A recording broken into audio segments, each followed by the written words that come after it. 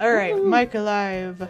Mike alive. Let me get rid of all this smut before I start up the thing. There you go. Alright, can you hear me, beautiful husband?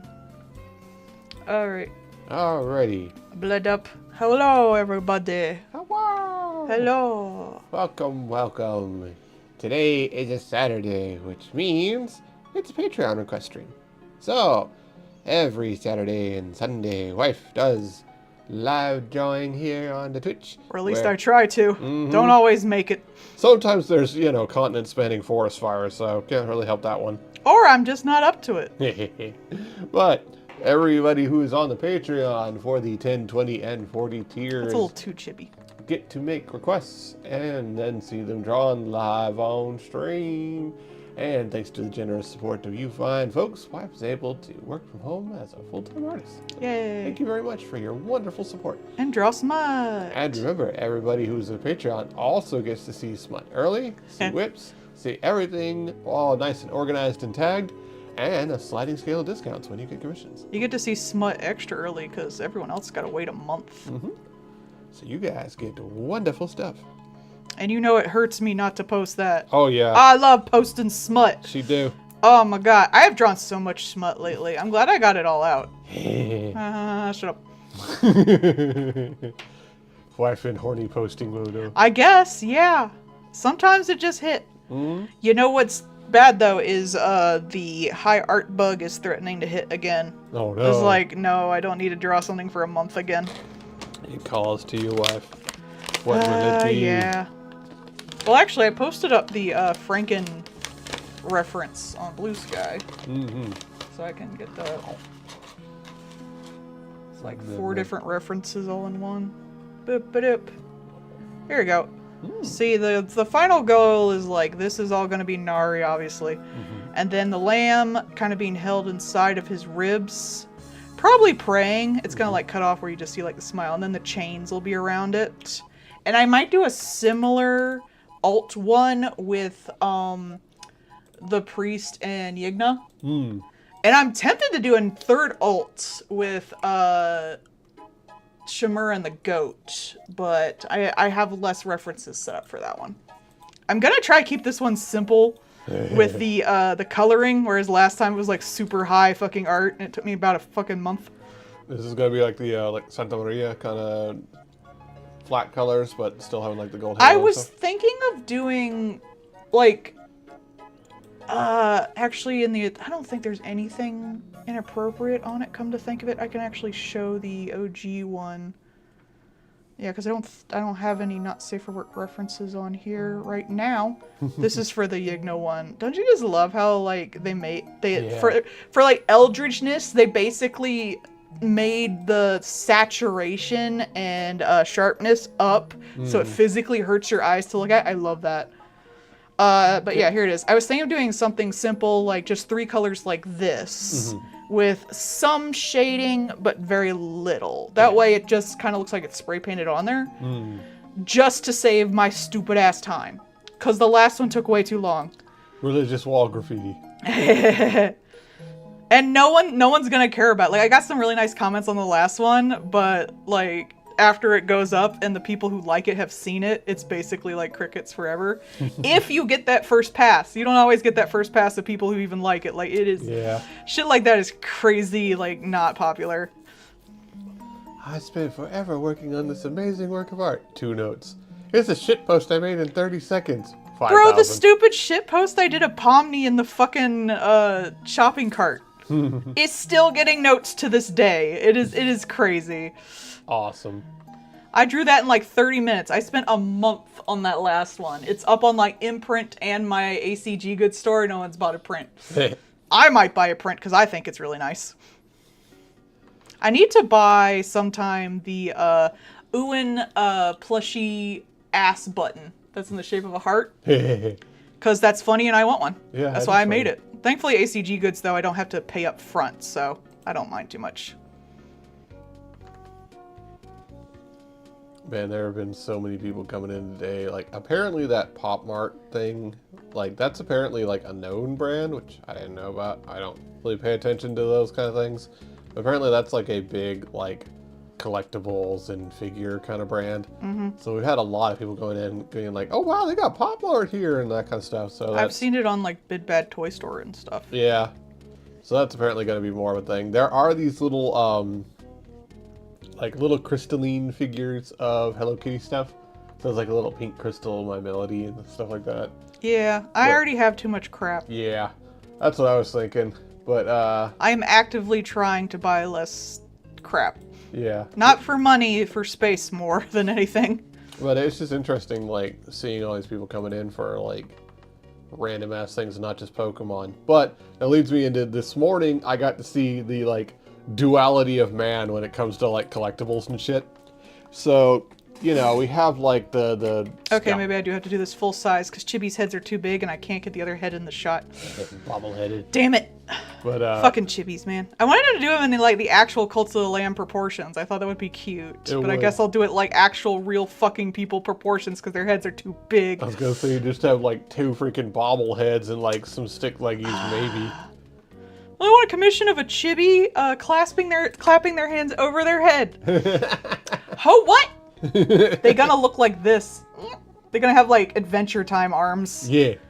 Which always bothered me, honestly. I hate to say it. I am so like annoying with that kind of shit, but it does bug me.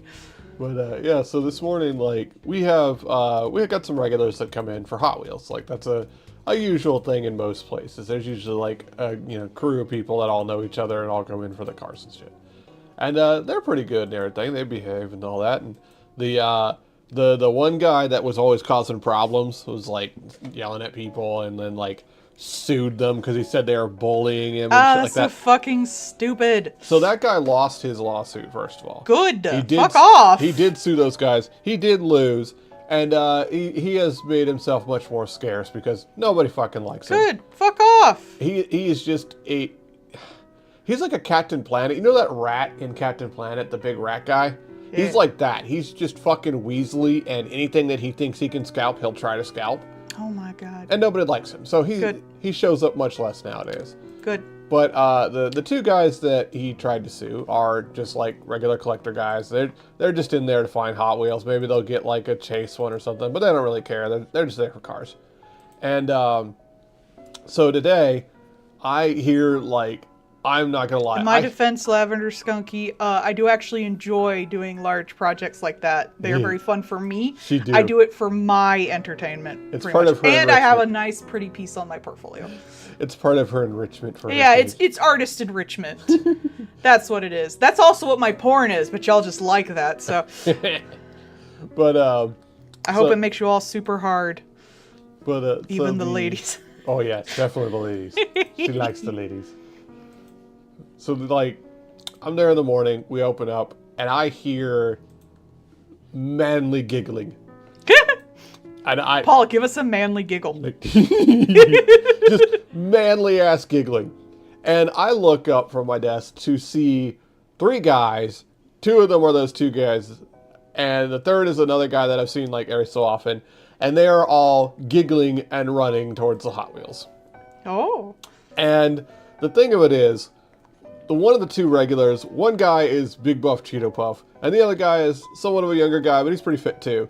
The third guy is kind of a heavier set guy, and they're giggling and laughing while running, and they're letting the heavier guy get there first. They're letting him run faster. That's than them. nice. And they are laughing their asses off the whole way down there. And it is just cute as shit. Just like the only way I can describe it is manly giggling as they're heading towards their collectibles, because we just finished redoing the toy area, so there's a whole new setup and everything. It's like Christmas for these guys because they're just there to get cars. They don't care. Yeah, I have to agree with that. If you're not doing art for yourself, there's no reason to fucking do art, because you will never get people to like the shit you want them to like, ever. Period. The end. Yeah. There will always be people who, no matter what you do and no matter how quality it is and how much work you put on with it, they will either not care or fucking hate you. Like, so you have to have your own drive. You have to enjoy your own stupid fucking work. But like, so those guys came in this morning, and then later on, this dude comes in, and he is just like the epitome of, hey, ChatGPT, tell me something that I can get and sell for good money now. And he's just like got his fucking phone out and he's like looking like, hey, you got this? Hey, Nope. you got this? Nope. Like, no. Like, first of all, Man, he don't even know. yeah, he's looking for like, oh, you got the new Dragon Quest because I see. What's that something I can flip super easy without knowing about it? Yeah, it's literally just like, oh, this is 15 now. I bet I could sell it for like 45. Like, because it's a new Switch game. It's like this dude comes in with just like a list of shit that he's trying to find to flip, like just a fucking schizoid. Bro, the people who know about the thing have already done the thing. Yeah. I can fucking confirm that. That's why, like, when, like, a thing is very popular, people are doing the memes, I don't necessarily want to do the meme even though it's trending, because the people who already enjoy the subject that I don't know anything about are probably doing it way better and way more accurate to the actual thing than I am. I'm sorry. No, you're right. Like, that is exactly it. And so, like, this dude is just a fucking skeezy scalper, and he's, like, checking the wall for cards, and, Man, I don't like this either. I'm starting over. Speaking of artists being like, no, I would do it my way.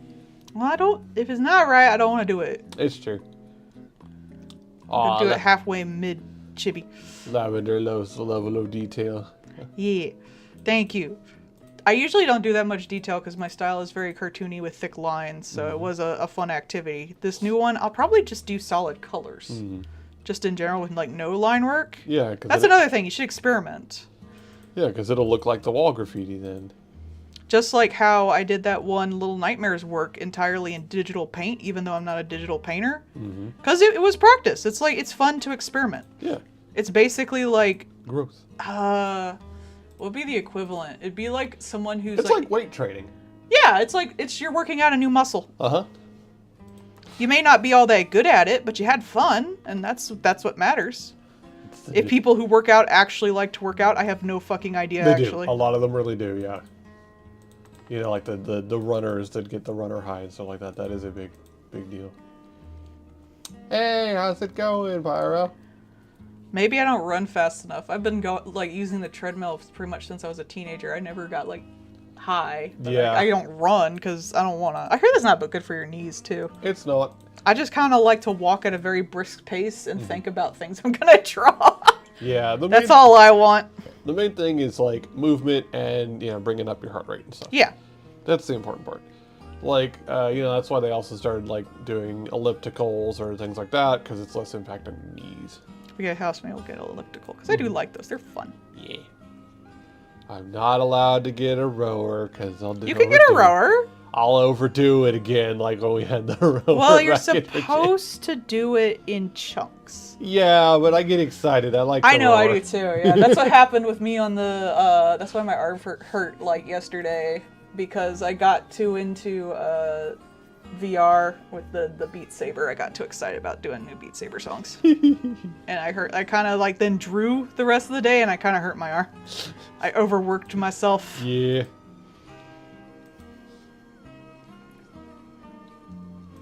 That is half the fun.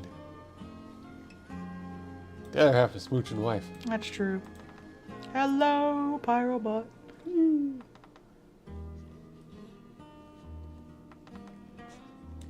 What is the difference in proportions between Animal Crossing and Cult of the Lamb, by the way? How would you describe that?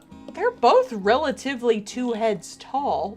That's what I was thinking about. But an Animal Crossing character, I would say, would be longer than a Cult of the Lamb. Actually, Cult of the Lamb might be a head and a half. Hang on. I'll check. Actually, I was going to do the where the fuck are we meme with Chris, but I decided not to, so I have that up somewhere. Unless I deleted it. Which watch I did. There it is. Are they 2? They might be slightly less than 2 heads tall. Let That me seems see. like that's a 1.5. Yeah, it seems like a half a head tall. I was kind of curious about For that. their bodies.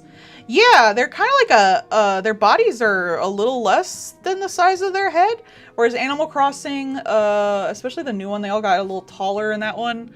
I would say the villagers themselves, their proportions are more like, and it depends on how tall they are, like a head and a half tall, whereas these guys are like a half a head, and their bodies are very short. They're very small, like inward. Their heads are very long, and they're more square, whereas Animal Crossing tends to be more round. The bodies are usually kind of bell-shaped on Animal Crossing, whereas like in Cult of Lamb, they're very square. They don't have necks. Yeah. Whereas like Animal Crossing is more like this. Because I've done art for both. Yeah. But they are basically all like the relatively 2 heads tall about proportions that you would usually consider a chibi. Though I've had this, Chibi had this argument with someone that her model was lolly, not chibi. But chibi like ranges a fuck lot. It's just a term. It's not an exact term of like, here is how many heads something has to be chibi. No, it's pretty much just a shorter version of the usual proportions you would do. Yeah, it's not like full-sized. Yeah. As long as it's like less heads and proportions and with bigger head than your usual stuff, it's a fucking chibi. Yeah. Like, one of the things I showed her was Tales of Symphonia. Mm-hmm. The characters in Tales of Symphonia are chibi compared to like their cutscenes. Like they had, all the characters have really thick lines, it's very stylized, but they couldn't make like full figures yet, so everything in there is pretty chibi. As opposed to like Tales of the Abyss, which came out a bit later, where people were basically the anime proportions they usually are. But you wouldn't consider them lolly. Right. And they're not 2 heads tall, they're about like 3 or 4 heads tall. Yeah, I was gonna say, they're more like I would consider a full-sized video game character. Yeah, like back when you had to like sort of shrink them down. Yeah. Like the guys in Final Fantasy VII, the OG one. Like you wouldn't call, they're chibis. Yeah. But they're not 2 heads tall. They're like 3 heads tall. It's all just a matter of perspective, really. Yeah, that's one of the, like, I was thinking about that, because, like, they're fairly similar, but very distinct. And Yeah, it can be like very micro things. Like look at Kararo. Kararo's 2 heads tall, but his head is really, really round and their bodies are really, really skinny. But they're longer than like Cult of the Lamb ones. Big head ass. And I have like models for that. See, I got models that are different heads amounts, talls. Specifically so I can do stuff like that. But you can tell, like, here's one that's 2 heads tall. But here's also one that's 2 heads tall. And notice those are different proportions. Yeah. It really depends on what you do. Because it's stylization. Illegal. We must have all one proportion. Only the references. Well, you should try to keep your own characters in relative proportion. But that really depends on what you want to do. That's one of the reasons I have so much trouble with digital circus art. Especially the smut. Because no one's in the same proportions. Yeah, because they're all over the place. But that's on purpose, so I can't even fucking say anything. They're supposed to be disparate in design. Damn, I am having trouble with this. I don't know why. It's like the 3rd try. Standards. But yeah, if you ever have questions like that, feel free to ask. Same with chat. I've been drawing since ever, and I know quite a bit of stupid crap that most people don't even think about. What do you think the songs would be if you had... Because you got, like, Isn't She Lovely with Jax. So what other songs do you think would be good for some of the other characters in that, like, genre of music? I don't know, honey. I don't know music. Ah. I'm the art person. What would be a fun, like, art style to see the Digital Circus characters in? I was kind of thinking of drawing them, even when I did draw them, I'd give them a little more of a Rubber Hose-esque style from the period, which Jax kind of already is. Yeah. He did the little cartoon sketch for the one thing. Though he's proportioned like a Looney Tune. Hi, y'all. And as far as I know, I don't really think his joints get all that liquidy. They don't really do the rubber hose thing. Yeah, other than like the deliberate sketch for the one thing, he's still pretty like attached. He's not like wibbly. I don't know if you ever saw, I don't know if there. you were there when we saw Cloudy with a Chance of Meatballs 2, but the guy who's basically Steve Jobs in there is rubber hosed to a fucking T. Like none of his body has joints and he is constantly moving. gotta wibble around all the time. It's on purpose. It's very unsettling animation, honestly. It's like an octopus. But Clyde with a Chance of Meatballs does have very rubber hose style stuff to begin with. That their characters are very rubber hose-esque. Not in the usual way you see with like Cult of Lamb has like 20 style guys. Because they have like the eyes and the large heads and the way the faces are divided, whereas they're more with the actual like animation. Yeah. Bro, I have not, but I should sometimes because I really fucking love the crap out of Trolls 2. Yeah. I only saw Trolls 1 because I love the like art direction. I thought it was actually really great art direction. The art direction in those movies is amazing. Like just the way everything's made of different textures. Is 3 the boy band one? 3 is the boy band one. Okay, And it is actually yeah. on some streaming service we have, so I'd like to watch it sometime. But one of the things that kept me from watching it is my mom was really into boy bands, and she died around the time it came out, and I had wanted to see it with her. So. Yeah. But 2, I thought was actually like just a good movie. Like, It was. It was actually like, it had a good theme that it kept to. It was well written. I love how it came back around. It's okay. It's been like, what, like 5 years now? Yeah. But it came back around to the theme of music, which is all throughout there, which it didn't really do with the first one necessarily. The theme was just like happiness, and music is something you do when you're fucking happy. But instead it was like, oh, the music's always in you. I like the different genres of music they shown. Like, it was just a cute fucking idea, and I think it was what, like, if I was gonna have kids, that would be one of the movies I would like keep in their little discography or whatever, because I think it did a really good job.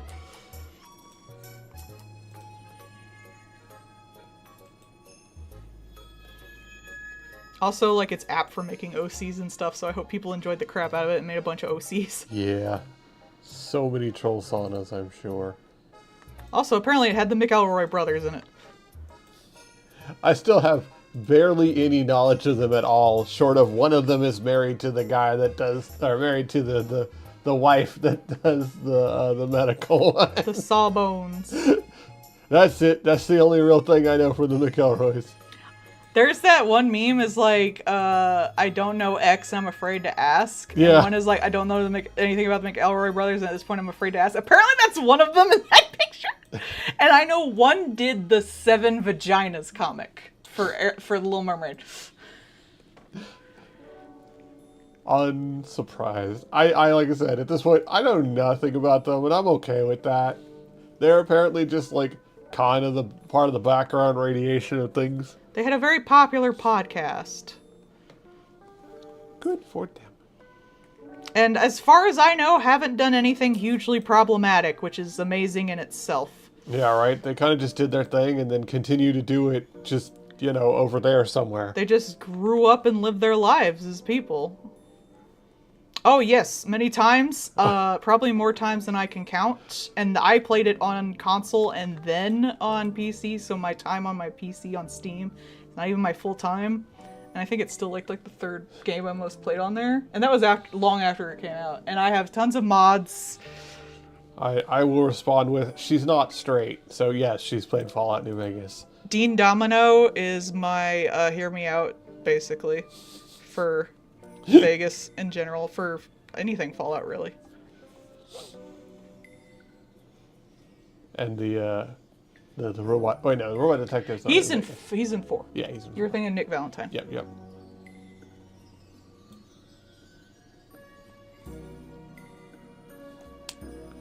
Unfortunately, Jim Carrey had a stroke a bit ago. I don't think he's died. Jim Carrey? Oh wait, no, I'm thinking of No. a different guy. No, you're thinking of the guy that we always forget the name of, and he's Yeah. the guy that was in the Pirates one. Yeah, that guy.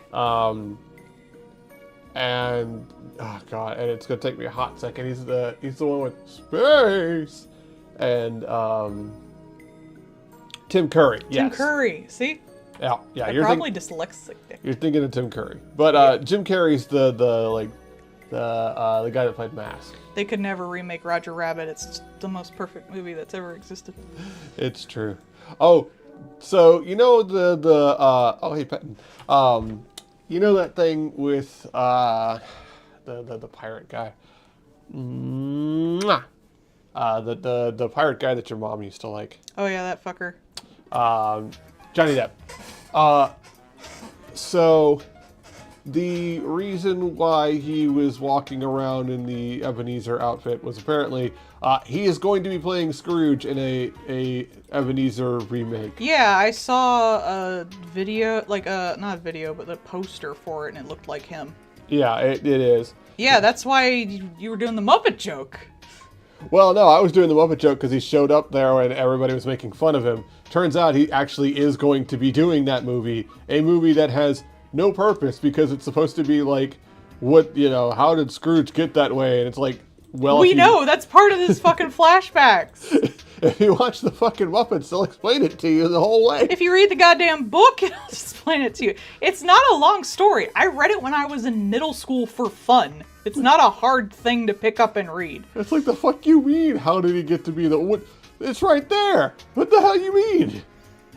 And yeah, so no, that's apparently he's actually going to be in a remake. And I've seen a lot of people being like, I hope this is actually just a movie that was made to make fun of Johnny Depp and he never picked up on it. I mean, it'll never be as Muppets Christmas Carol, because Muppets Christmas Carol is the best movie version of Christmas Carol you've ever had. Yeah. Second one is the Mickey Mouse one with actual Scrooge McDuck. Yeah, that's fair. Like, we got the Muppet one. Like, that's done. That story's done. Like, you never need to make another one ever again. Everybody go home. Here We're done. It is. Like... Oh, why is this so fucking small? That's why I'm having trouble with my fucking... Why am I like this? Why is this... Damn, it is going to take me an hour just to finish the first one, I swear. If I don't make it this weekend, I'll either do a stream Monday or do the rest on my time. I feel so bad. No. No, Ewan would not change. I guess, is it Narinder or Ewan who's going to change? Ewan wouldn't change. It's Narinder and the Christmas future. That's the death. It's just Ewan walking in a slutty Reaper outfit. I'll draw Ewan in a sexy Santa outfit. That's about it. They're wearing the Reaper cloak, and that's it. Honestly, if you're gonna do that, I would think you'd do it with like Shimura, maybe. Cause knowledge. Because like Shimura trying to like remember their past and stuff. I think that might be interesting. And like their sins. Calamar. No. Calamar wouldn't change either. Calamar can't change. Calamar would be like, oh, I was so young and cunty back then. They look exactly the same. Maybe not, because I don't really think it worked with any of them. Yeah. They have to actually care about their sins. Like, it wouldn't work for Leshy. Leshy'd be like, I did do that. So, like, that's out. Like, they none of them would really change. Like, that's kind of the thing when you're a god. Like, you're trapped by your own myth. You are becoming the thing that you say you are, but now you can't be anything else. So... I was thinking about Leshy recently, and my first thought was like when they were talking about them before all this stuff went down, and Leshy's like, my siblings were always like planning and scheming. But I wasn't gonna hear that. I like chaos. I wasn't here for that shit. I wasn't here for that shit. And I was like, oh, because he's see no evil. But then I remembered like, well, then the rest would have to be, it had to be speak no evil. Fucking Haket spoke up. Yeah. Because Haket wouldn't put up with any of that shit. I can kind of see Calamar just trying to like avoid it in general with the hear no evil. Just not listening, yeah. Yeah, and Shimura is know no evil. Yeah. Which you could argue they were in denial, I guess. Yeah, I guess. But it works more for Leshy. The thing is, like, Haket just throws that entirely out of the fucking water. Yeah, because Haket... Just in general, because Haket would have spoke up and been a cunt about it, like, because she do that. She great. I'm honestly surprised she didn't stop all of them. Maybe she didn't speak up enough. Yeah, it could be. Like, sometimes you hold your tongue until it's too late. And she's got two. And then Narinder is do no evil. But boy did! I do like the idea of like speak no evil, see no evil, hear no evil, in the terms of it being like, we are doing nothing to stop evil. Yeah. Which would be like what was going down, you know, with Narnder and, you know, defying like the process of fucking life. Instead of like not actually participating in it with yourself, instead allowing evil to happen. I think that's actually a pretty good take that I don't really see done as much. Because much like with, you know, Obsession, everyone puts in like, oh, he didn't mean to do it. It's like, it's not the intention. It's not taking action once something bad has happened. Mm-hmm. Narnder with a Do No Evil shirt and Owen with a shirt that just says the evil. Yeah, don't touch that one.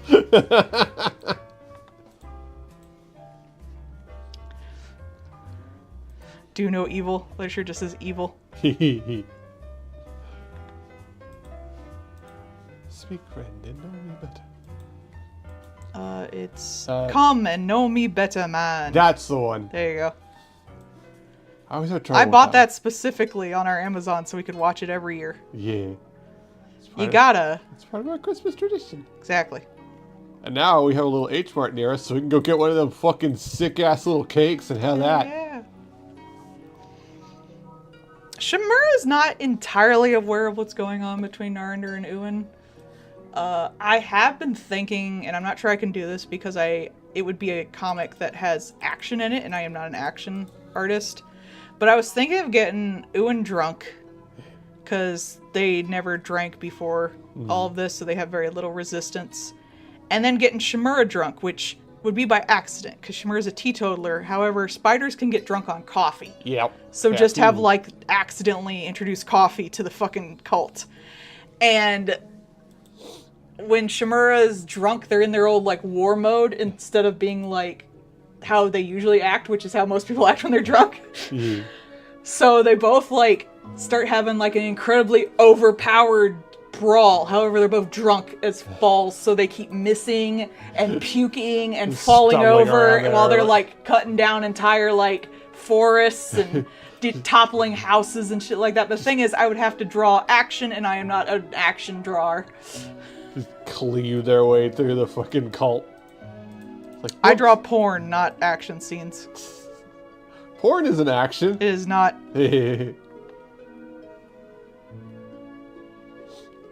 I've been busy doing things. Hi, I'm things. It sounds like it's a D&D thing. What? Porn is an action. Yes! Sex is an action. You lose a turn. It's a bonus action and it gives you a level of exhaustion. Yeah. If you have too many levels of exhaustion, you can die of a heart attack. But, like, it takes an entirely different skill set, which I am not good at, so I don't want to do it.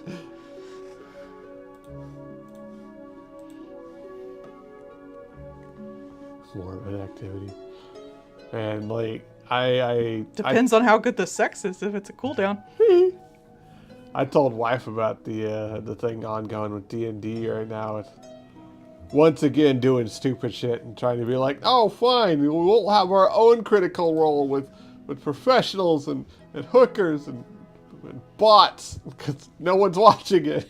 They could just shut the fuck up and let everyone else do their work for them, but they are so pissy about not getting all the money. Like, they're just ruining it for everybody. they literally were. They skyrocketed to a huge thing. You know, Stranger Things had it on there, and Critical Role and Evantress. All these They got a movie. Like, all these big ass things are ongoing because all they did was shut the fuck up and leave it alone.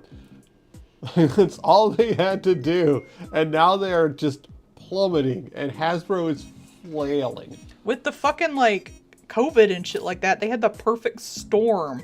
Yeah. To get popular and just ride the waves. Just like, oh, people are making new content. Well, we'll ask those people if we can license it or whatever and put it in there. Ah, there's D&D celebrity now. Well, we'll just ask them to, like, we'll just help them get more things. Like, give them stuff early or something. Like, it's so easy. It was so easy to just, like, sit back and let everyone else do the content and just, like, give them early access to new crap or, like, take their crap and put it in your thing and be like, made by X, Y, and Z, the big D&D person or something. Like, it's so stupid. The one guy's character, because he did like a little homebrew kind of thing, was so fucking popular that they added it to D&D. They made it official. And all they had to do was just, and there you go. It's official. Congrats. And then shut the fuck up. It's like, The more they fuck shit up, I feel like the more people are going to realize they do not actually need Hasbro. They do not. Because, like, you're just making this shit up in a game. They're just giving you... Hasbro is basically the prompt generator who thinks they own the artwork. Yeah. I made this. And it's like, no, the hell you didn't. Like, if I went on a thing that was, like, looking for, like, here's a character creator prompt or something like that, and I was like, cool, I'll draw that, and then they were like, we're not making money off of that thing they drew. Like, you'd be like, shut the fuck up. I don't need you. I'll just come up with my own crap. Because you'd be like, I don't need them. I drew this fucking character. And people who play D&D are going to be like, oh, fuck, we don't need them. We can just do this our damn selves because it doesn't fucking matter. They're just the like, not even the arbitrary fucking rules we place around our LARP. Like, so who the fuck cares? They gave us a framework, but we created this entire storyline and did all the fucking work. Yeah. So you don't need them. And they need to be careful because people are going to fucking realize that and be like, oh, well, we don't need them anymore. Let's go make our own thing with blackjack and hookers. They did. That's why Critical Role isn't playing D&D anymore, because they were like, well, fine, then we'll do our own damn thing, and we're the reason you're popular. So maybe rethink that. And they did not. It's so fucking stupid. It's just like, you can't help but shoot yourself in the face, and maybe we need to take the gun away from you. It would be like if you went to like a tropical island or something like that, and a bunch of people on the mainland were like, we own that land you're on, so you gotta give us money every month. And you were like, wait, you're charging me more, but you can't even come out here and do anything about what the fuck I do on this island. I'm not paying money anymore. And they'd be like, what? Because, like, they really, like, maybe they found that island and now you're living on it, but, like, after that, what they gonna fucking do? Yeah, it's been, they really just put themselves into a tailspin because they put out shitty stuff, and then they try to be like, actually, we own everything you create. And that, like, no, that's dumb as hell, no. Fuck off. And then they keep being like, oh, okay.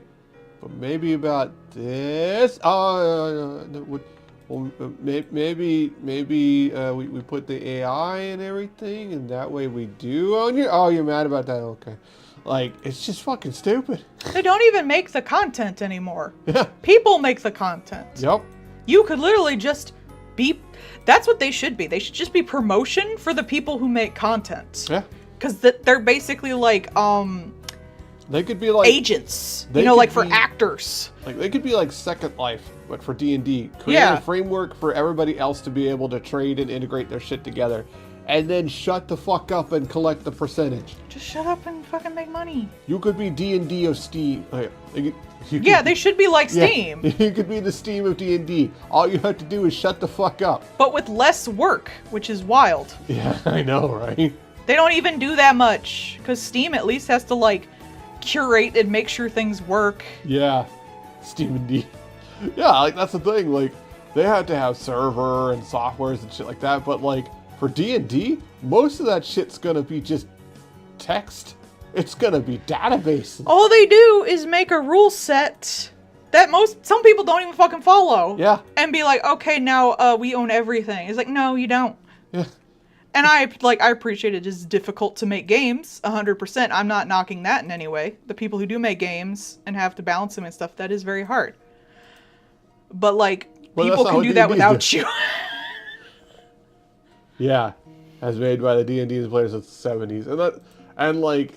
And Hasbro just keeps doing that. Like, the problems with Magic, the problems with D&D, like, all these things are just Hasbro has to seagull. They can't not. They can't help themselves.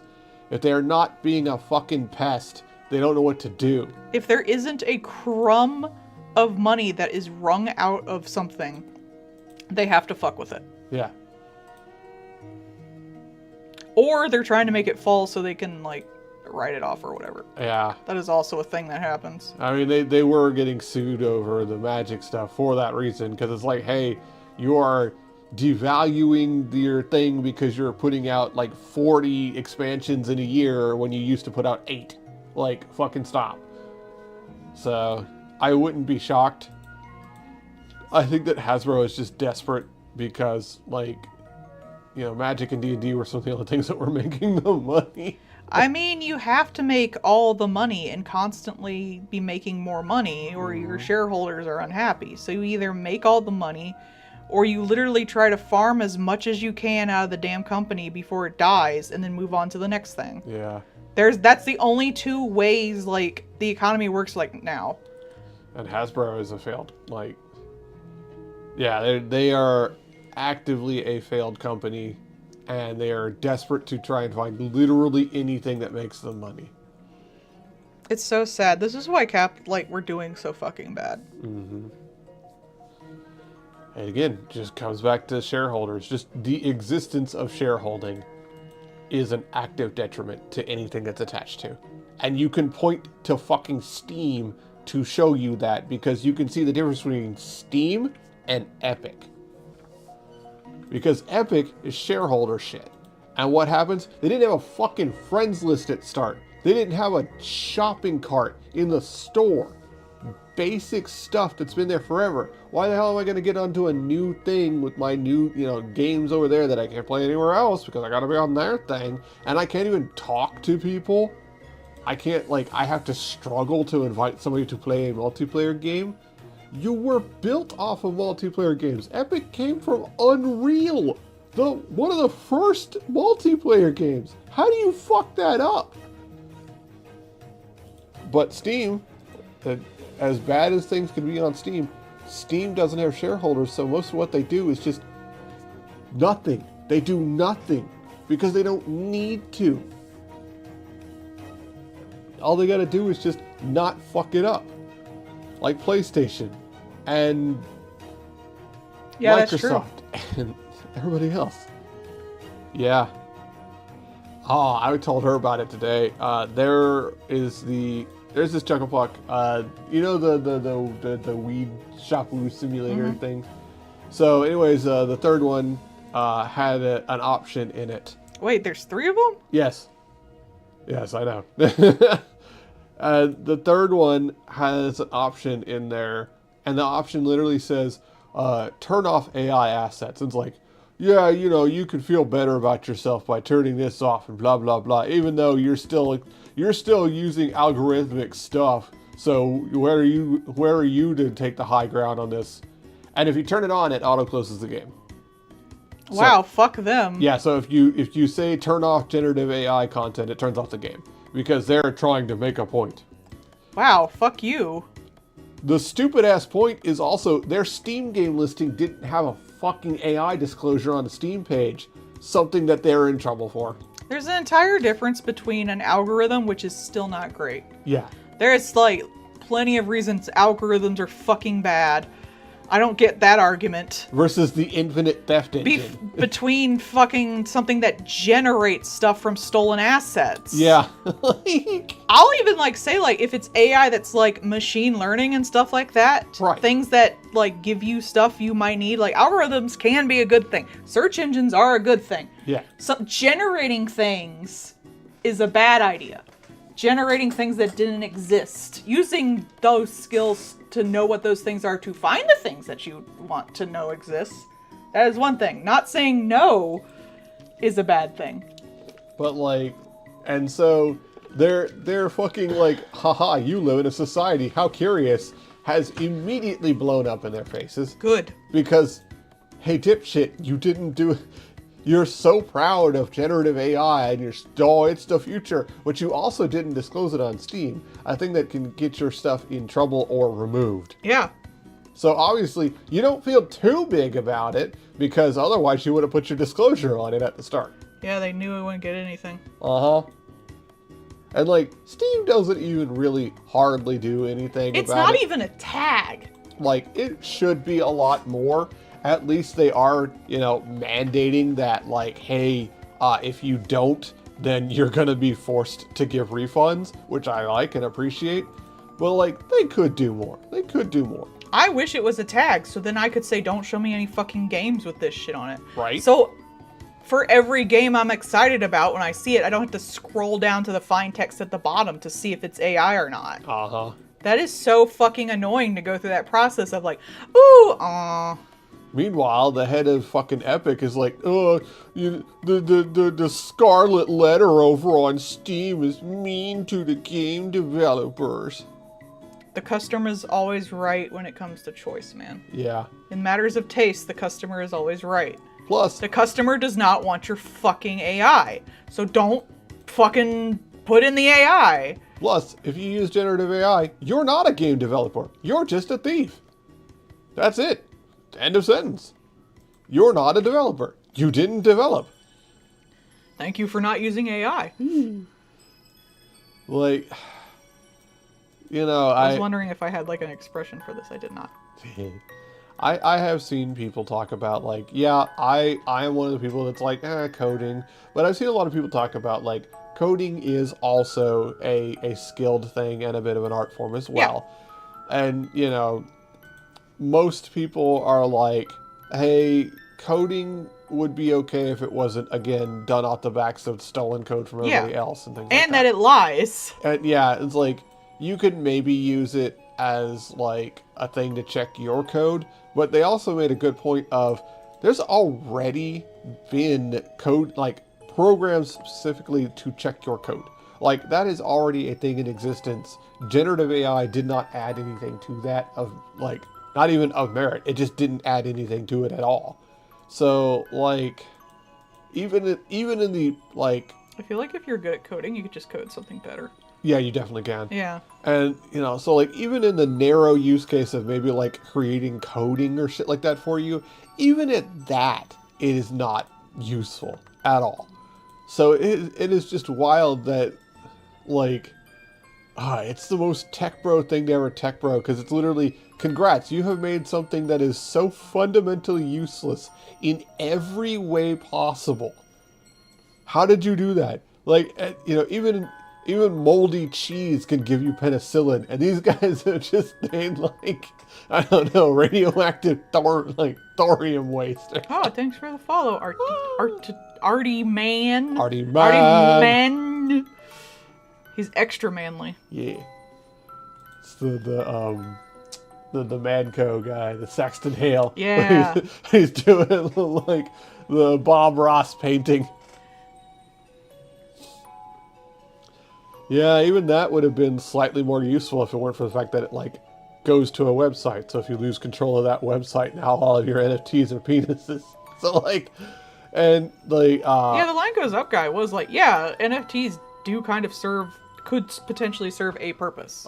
I think, I don't really like generative AI. I could see using it for like, hey, here's a bunch of paintings that use this kind of texture. Yeah. So make this into a filter or something like that. Because we already use filters, which use a little bit of that anyway.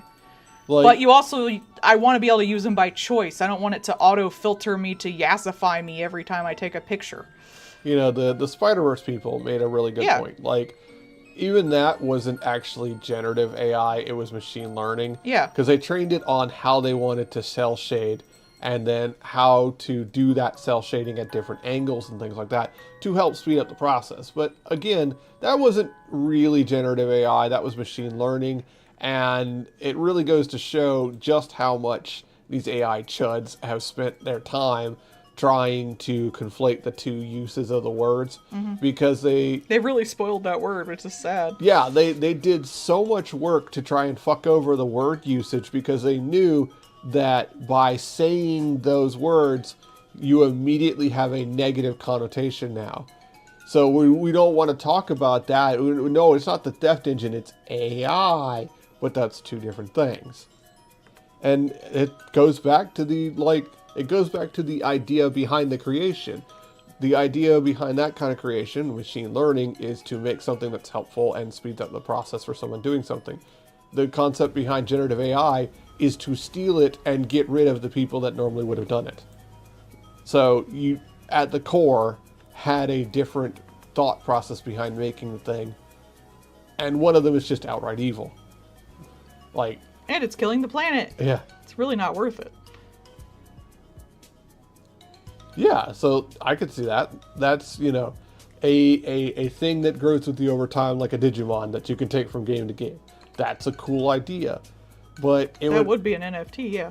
But like the problem would be that would literally only be on one company because none of them interact with each other ever. And you kind of already do that with just like a profile. Yeah, like your Steam profile is essentially that. Because you get more games and you play more stuff, and over time it becomes more you. So like that is already there.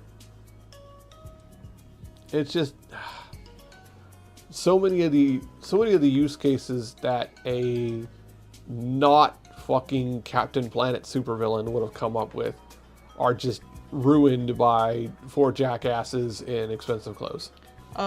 Clip has a thing called auto actions that sets up basically like a bunch of actions, like how you would edit something, the filters you would use, adjusting the contrast, that kind of thing, and then people will put up different ones for different things, making things look like VHS, making things look like old washed out TVs and stuff like that. Yeah, I saw one for chromatic aberration. One way you could use AI for that is it like watches what you usually do and makes a suggestion for auto actions. Yeah. Like that's the kind of thing I would want it to do, because that would be helpful. Like a machine learning thing where you go through your steps and it basically creates a crunch that you can then edit to tweak as you go, and then be able to be like, Shazam, now I have made my auto action. Yeah. Would be really cool. And that would be really helpful because then you could trade that auto action with its already enclosed set of bullshit that could then learn, be taught on someone else's process. Yeah. Like that would be helpful and useful. And plus, like with those, it shows every action it does take, so I can take out or put in ones at my leisure instead of just having it do it all for me without my consent. That's another thing. They shove all this stuff into things without my consent. Yeah. They do that weird ass thing where they'll take the YouTube videos and make the guy in it look at you. I hate that. It's weird. We don't think that it's an optimal face on there, so we're gonna edit it a bit. The hell? Don't edit my fucking videos. Yeah. But where else are you gonna go? Like, they've literally kicked everyone else out. You're at their mercy. With the like TVs starting to serve ads at you and shit like that. They actually, so LG, a monitor manufacturer, did actually get in trouble with Windows because their monitors were like, you would plug in the monitor and it would auto install some software on your computer and then start advertising McAfee at you. No, fuck off. Yeah. So Not even a good program. Yeah, so you would just have a pop-up from a thing that you did not give approval for to start running ads at you. And the main reason why it was noticed was because it started advertising McAfee at people. And so what looked like a virus advertising a virus at you. I know, right? And it turns out it's just because you plugged in your $3,000 monitor. That's bullcrap. The fuck you mean my expensive? Because this LG, they're not cheap monitors. They tend to actually be more expensive monitors. Yeah. So you spend a shit ton of money on an expensive monitor that is starting to try and run ads at you. Fuck off. Fuck you, I'm jailbreaking it as soon as I can. Fuck yeah, you. Right. With these TVs and shit, I hope everyone figures out how to jailbreak it and make it stop. Oh, yeah. Fuck that noise. I hope it trends on goddamn TikTok and everyone knows how to make it stop. Oh, we wanna copyright the thing where you have to like stand up and respond to the ad for the ad to stop. Die. Or that Black Mirror where it's like, if you don't have your eyes open, it won't play the ad.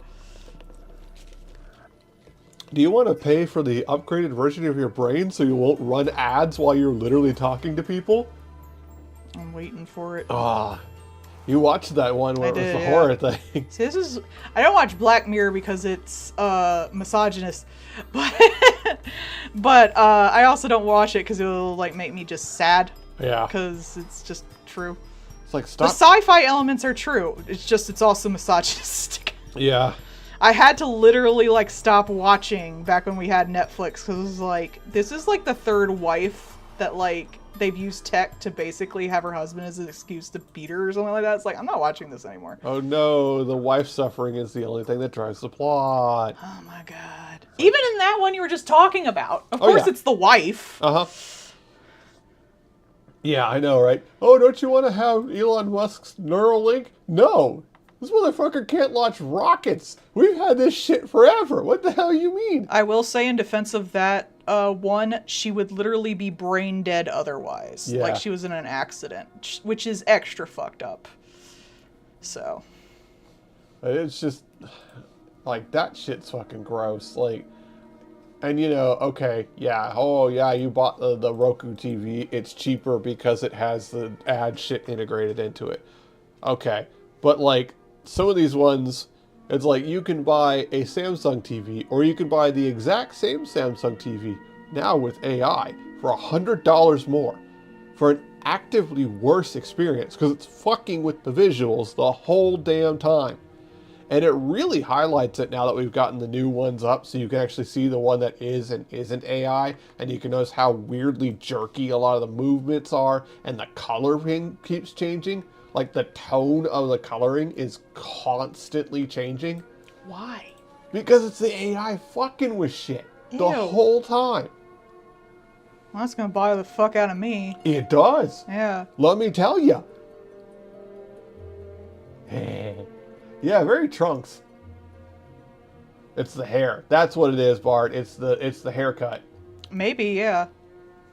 But yeah, no, it actively bothers the shit out of me seeing the color because like they're all running the same like Target commercials, right? So one of them is constantly shifting its colors with every fucking scene. It's always in motion.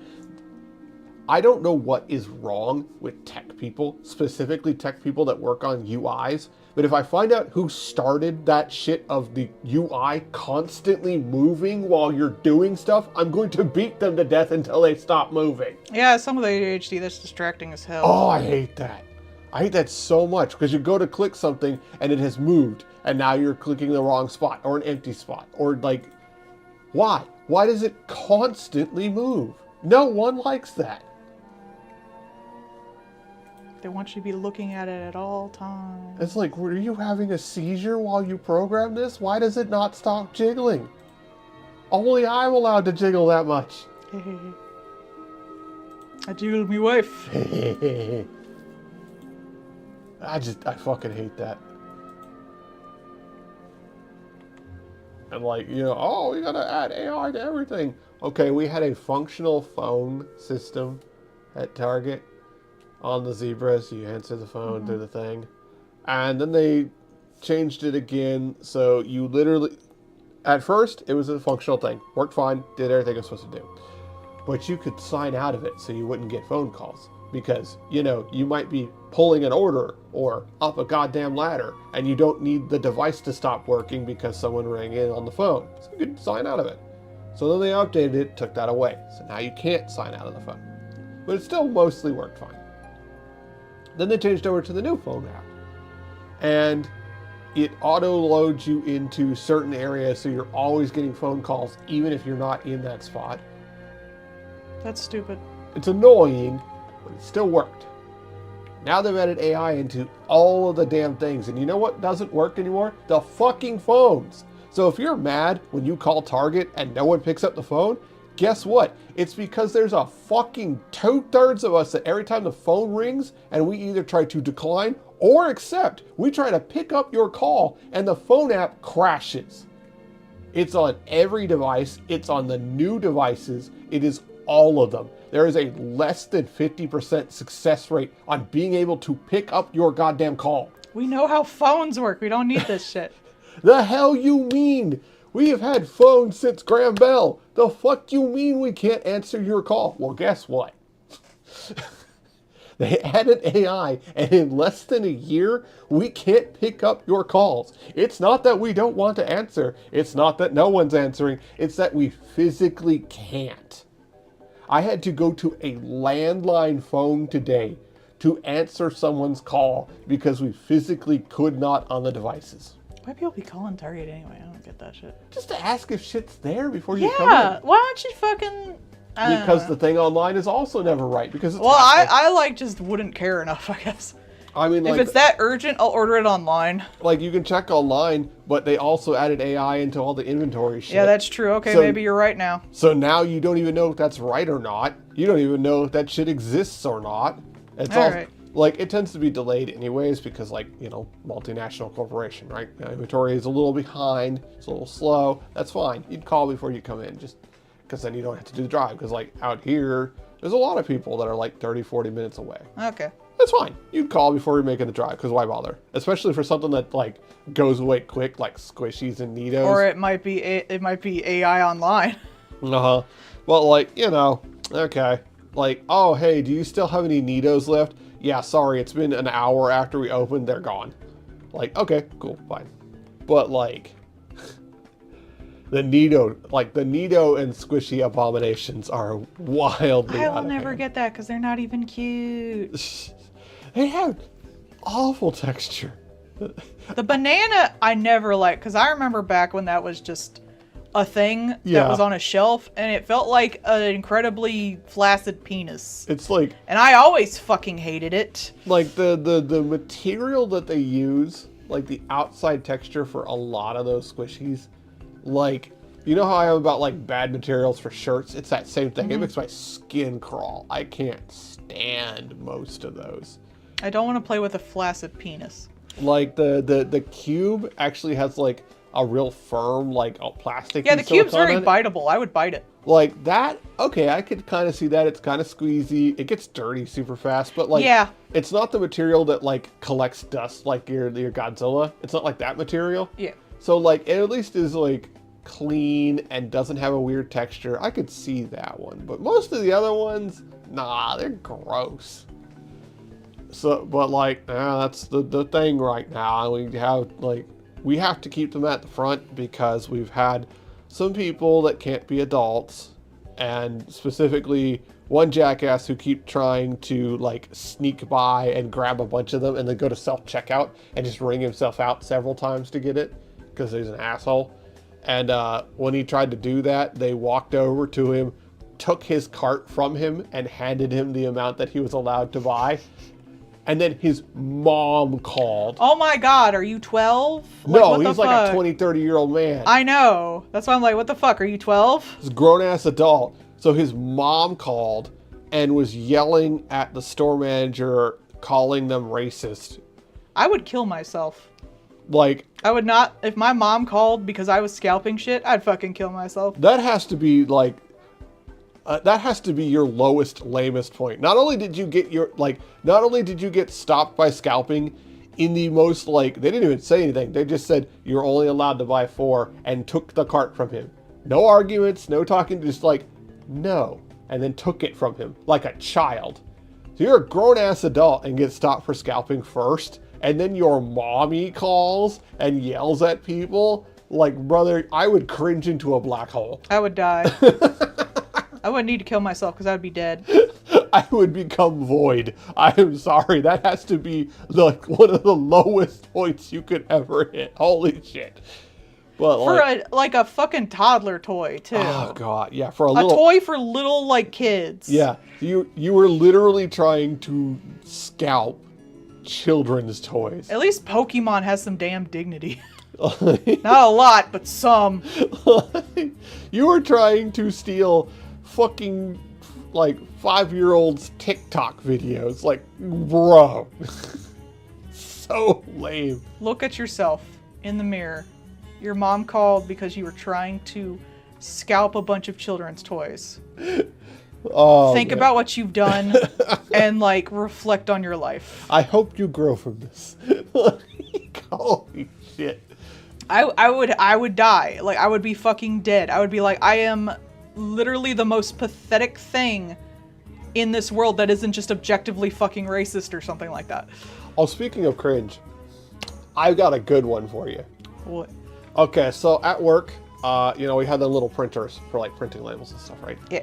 And most people can be adults and put shit back when they do. Yeah. But not always. And I tend to take care of my folks. I make sure that like we have supplies, and I squirrel stuff away and keep things in line run.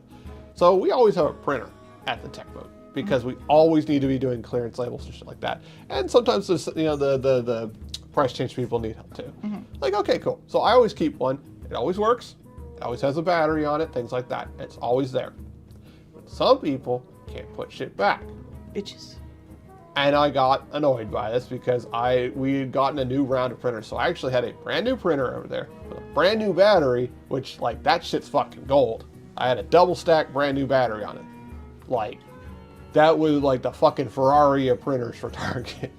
And that kept disappearing and not showing back up for days at a time. So you know what I did? Killed someone. I did make mention that someone's going to find them the next day shrink wrapped in a pallet. So there was that. But no, what I did was put a label on it, and now it says Printy McPrint stuff. And you know what's never gone missing since? I will make this shit the cringiest thing you have ever seen, and no one will touch it. So yes, there is one printer with a big yellow tag on the side that says Printy McPrint stuff. And hey, still there. Eh? Paul, solving problems. Oh man, and like we have like the displays, and some of them have the stupid alarm on it that if you like fart at it wrong, the alarm goes off. It's really obnoxious. And we got the little key fob that you have to use to turn the alarm back off, right? And you gotta put the key fob to the deactivator thing, and both the deactivator has to be plugged in and that key fob has to be charged, otherwise doesn't work, and you can't turn the alarm off, and then it sits there screaming for 2 minutes until it times out. Now under the desk is where that's plugged in. There's one plug that goes to the thingy, and the cord that goes to charge the key fob, I put a hub down there, like a little USB hub, so that there's one cord that goes to the fob, and then several other cords. I literally have a cord down there for every fucking type of phone. All you have to do is go in there and plug your shit in there. I even have a watch charger under there. Wow. Like one of the little fucking pads that you can put your thing on to wireless charge. I have a whole setup down there. All you gotta do is not fuck with it. Don't touch my shit. I have one thing. All you gotta do, just not fuck with it. Because let me tell you, if I had to listen to that shit scream at me for 2 minutes, I'm going to find you and do the same. But I went, we had a morning meeting because it started happening. People kept unplugging shit, and that fob died a couple of times. So at the meeting, I was like, hey, as everybody knows, got a charger down here. I have a hub and a cable for every type of phone down there. And they're all there, so you can charge anything you have at any time. Don't care. That's why that's there. Comma. If y'all don't stop unplugging that key fob, I'm going to take that out of there, and I'm going to child safety those cords so that only things in there are the security thing and the thing to deactivate stuff. And then no one gets to charge their shit. Are we clear? Okay. Paul, you need to be a manager. Just like, look, I do a lot of stuff behind the scenes, so you motherfuckers don't have to do shit. But if you don't work with me here, I'm gonna have words with you, and no one's going to like you. Yes, Bart, I protected a printer with a tag.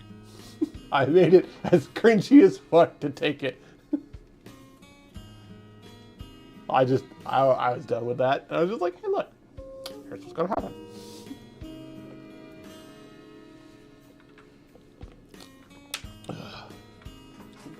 There are a lot. After this one, I'm gonna go to the bathroom. Woo! This has been a whole thing with like redoing the entire electronics department and then redoing the entirety of toys, which of course corporate decided to do that at the same time as back to school, because sure, okay, you've only got one crew of people to do that. Why would you have 3 different massive projects all at the same time? But whatever. But so after spending a month dealing with people coming in asking for the stupid AI vinyl player thing, we now actually have a vinyl player that is specifically a small vinyl player to play the small vinyls. It is a real vinyl player that can hook up to Bluetooth speakers to play the little 2-song vinyls. Who's actually playing their vinyls? I don't play my vinyls. I mean, yeah, most of the vinyls. I'd get them for the art. But there's also, like, so get this, not only is that now a real thing instead of being AI slop, like, somebody actually decided to make that. I don't know why. But they also made a miniature, like, you know, the case that you would put the little, like, your vinyls in? Like, one of the real size ones? Shut up, Bard. Some kind of record, boo. So, oh, you know what, Bard? You want to hear the real joke of it? Those tiny vinyls are $15. The full-size vinyl is $30. So you can get 2, or you can get 20. You might as, if you're gonna buy a physical version of something, I would just get like the one that looks the nicest. Like, I could see buying the the mini vinyls to get the cover and having it be a thing. Yeah. Which, as I'm part gonna of go to the that, bathroom. I'll be right back. as part of that, not only are they selling like a little miniature version of the case that you would put your vinyls in, like the little upright one, they're actually selling little picture frames that you can put the mini vinyls in to make little wall art with. Okay, that is cute. They So- do that for the big ones. Yeah, so they're integrating, literally using it as an art thing. But, like, it's $50 for the vinyl player. So not only are the vinyls $15 for a little 2-song vinyl, the miniaturized player is $50. But, like, I guess if you really wanted to play those tiny vinyls and have your little tiny aesthetic vinyls, you can, I guess. It doesn't really appeal to me, and it's kind of wild too because that vinyl player is the one to play the tiny vinyls, which is entirely different from the mini brands, which plays the mini vinyls, which are not actually vinyls, they're just little RFID tags in a little record-shaped object. So that is an entirely different thing, which is also entirely different from the AI one that was showing a vinyl player that you could stick on your fridge and play small vinyls on, you know, vertically. Okay. Yeah, you know, like vinyls have made a huge comeback, so I do understand. Like, there is a lot of popularity in vinyls, and honestly, the majority of new music that comes out is actually just coming out on vinyls. Like, some of them do still have CDs, but not a lot. So there's actually a lot of vinyl stuff coming out these days, and it's become very big now, to the point that, like, not only have vinyl manufacturing places actually opened up, but there's actually been some places that are starting to work on recycling vinyls. You know, ones that are just too fucked up to play anymore, or things like that, you know, seeing if they could recycle the materials in them and stuff like that. So vinyls are becoming more of a thing again. So, okay. You know, I've lived long enough to see vinyls be the old fogey thing, and now they're back to also still being the old fogey thing. Yeah, the thing with CDs and shit, like, that's so dumb because, like, some really idiot people were trying to be like, actually, it doesn't matter that they're doing away with physical things because, you see, the CDs will rot anyway, so it's not like it really matters. Your old games will go away, and it's going to be all digital anyways. And I'm like, okay, for one, that's dumb as hell. There are still plenty of these things that are around to this day that work just fine. You're an idiot.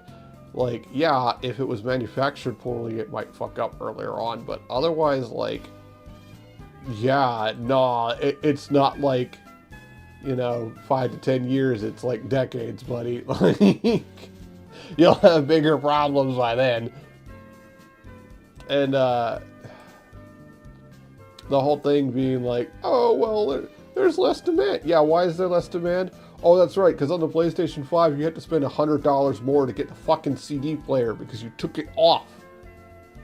The fucking Pro, which is, by the way, $900, still requires you to buy $50 for a stand so you can have it upright and $100 for a CD drive. So why is there less demand? Because the thing's almost $1,000 and you still have to pay to buy the fucking CDs. Gee, shocking that people would not want to do that. And they're like, they keep trying to make a lot of stupid ass arguments, things where it's like, oh well, nobody complained when they took away CDs from the MacBook. And like, yeah, because when you have a computer, buying an external CD drive is like 20 to 40 bucks. Nobody complained because you could still get it. It was cheap, fast, and easy. Like, it's a problem that you could easily solve. But when you have something like, say, taking away the aux cord, or just not doing physical prints at all, that is not a cheap, fast, and easy fix. And then people who are the consumers and are spending the money are allowed to complain because you're not serving the consumer. At some point, we really passed the threshold of companies only care about shareholders as opposed to actually selling anything or making a product. And that has led to just the stupidest shit imaginable. Yeah.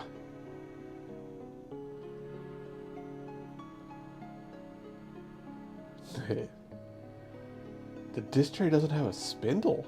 Why? Why doesn't it have a I know why. Point of failure. You don't want to have a motorized thing because it can fail. But like, really? Doesn't it have a spindle? I'm coming. Especially if it's going to be a especially if it's egg juice, you should have a spindle because otherwise it's going to wobble around and yeet or Okay. shatter. Welcome back, Laugh. We're talking about CD-ROM drives. The ultimate coaster.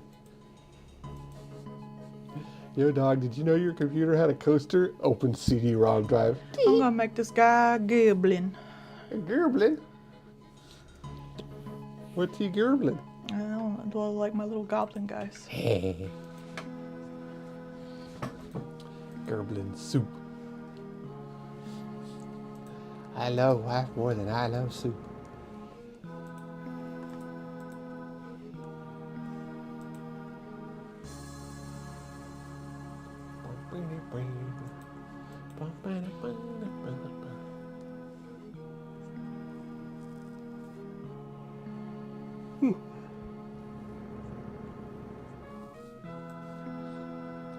Been seeing a lot of like the hard drive and memory costs starting to go back down, which is good. They're really like you can't have things be both ways. You can't be like, oh, this will be infinite growth, but also we're not going to bother to open up new manufacturing places to meet the infinite growth. Because either A, that means that you don't think there's infinite growth and you're already hedging your bets, or B, you don't like money and the shareholders are going to be mad at you. So a lot of these places are starting to not be an asshole about hard drives and RAM, which is nice. Also, hi Leo, how's it going? Leo's monthly shipment of serotonin, seeing the art thing. That's so sad. It's like when Lloyd says I'm his favorite artist. I'm like, oh, that's so sad. No, it's not, because they got good taste. They found an amazing artist, and we're like, yeah, that's I was my waiting shit. for you to say, and you taste delicious. Yes. Well, I said they have amazing taste, so you have to say it this time. I don't wanna. Aw. Boo. This is a reminder. I have goblins for sale on the VGen for $20. I think it was. Gerblins. And pinups for 50, both of. And if you're a patron, you can DM me instead of going through VGen, and I'll give you a discount. Yeah. Because you get discounts as part of your Patreon subscription. That's how that works. The only time I try not to do discounts is when I'm doing like fundraisers for stuff, like when your computer died and when we had to move twice. Yeah. Thank you all so much for your support on that. Y'all really did help us out in our time of need. Though they were like $15, so. Yeah. I mean, it helps when you can also, like, crack those things out like no tomorrow.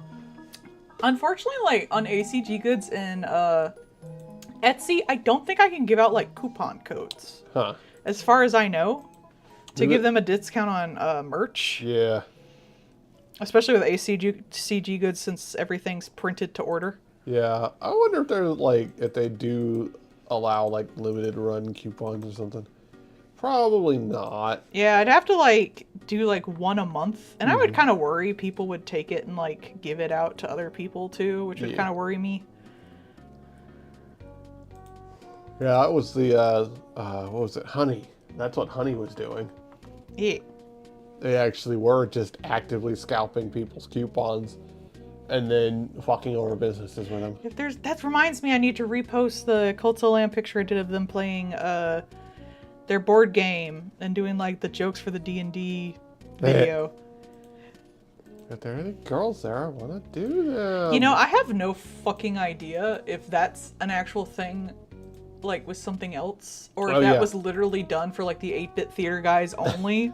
Like, I have no fucking clue. I've only ever seen it done with them. Yeah, I on don't- that little fucking Flash video I don't from, like, actually know. 2002 or some shit. Me neither. That is the origin of the meme for me, so I don't actually know if there was a real, like...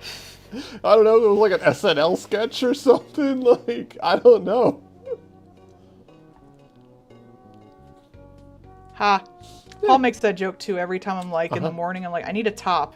Yeah. And he's like, hello! Oh, nice top. He has a name, I'm sure.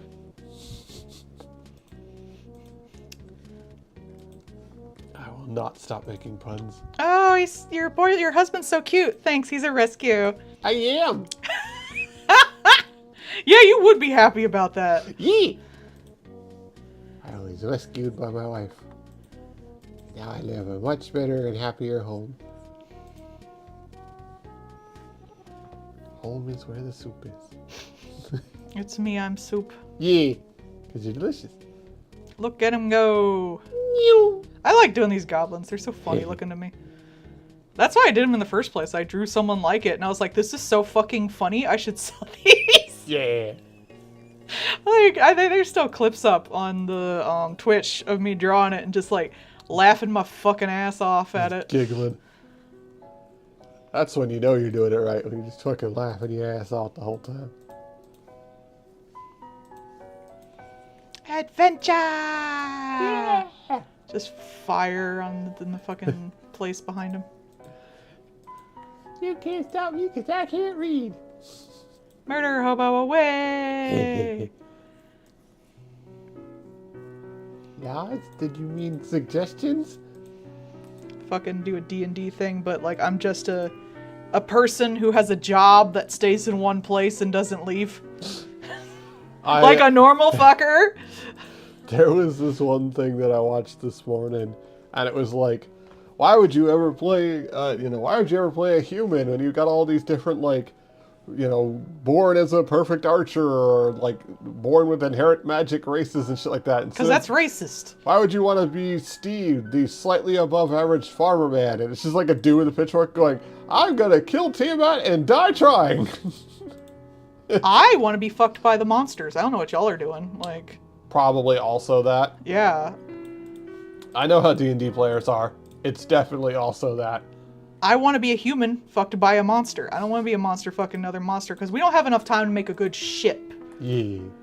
Though apparently we were hearing about that one group where they had, was it like an 8-year D&D campaign? Oh, yeah. Which means they probably met up like 3 or 4 times, period. It's true. I made that joke then too. Yeah. But then they had to like, they stopped talking to a girl because her husband cheated on her with another girl in there. And I guess like they thought they could have 2 people instead of 1 leave. Like, Yeah. so I guess we'll be with the cheater.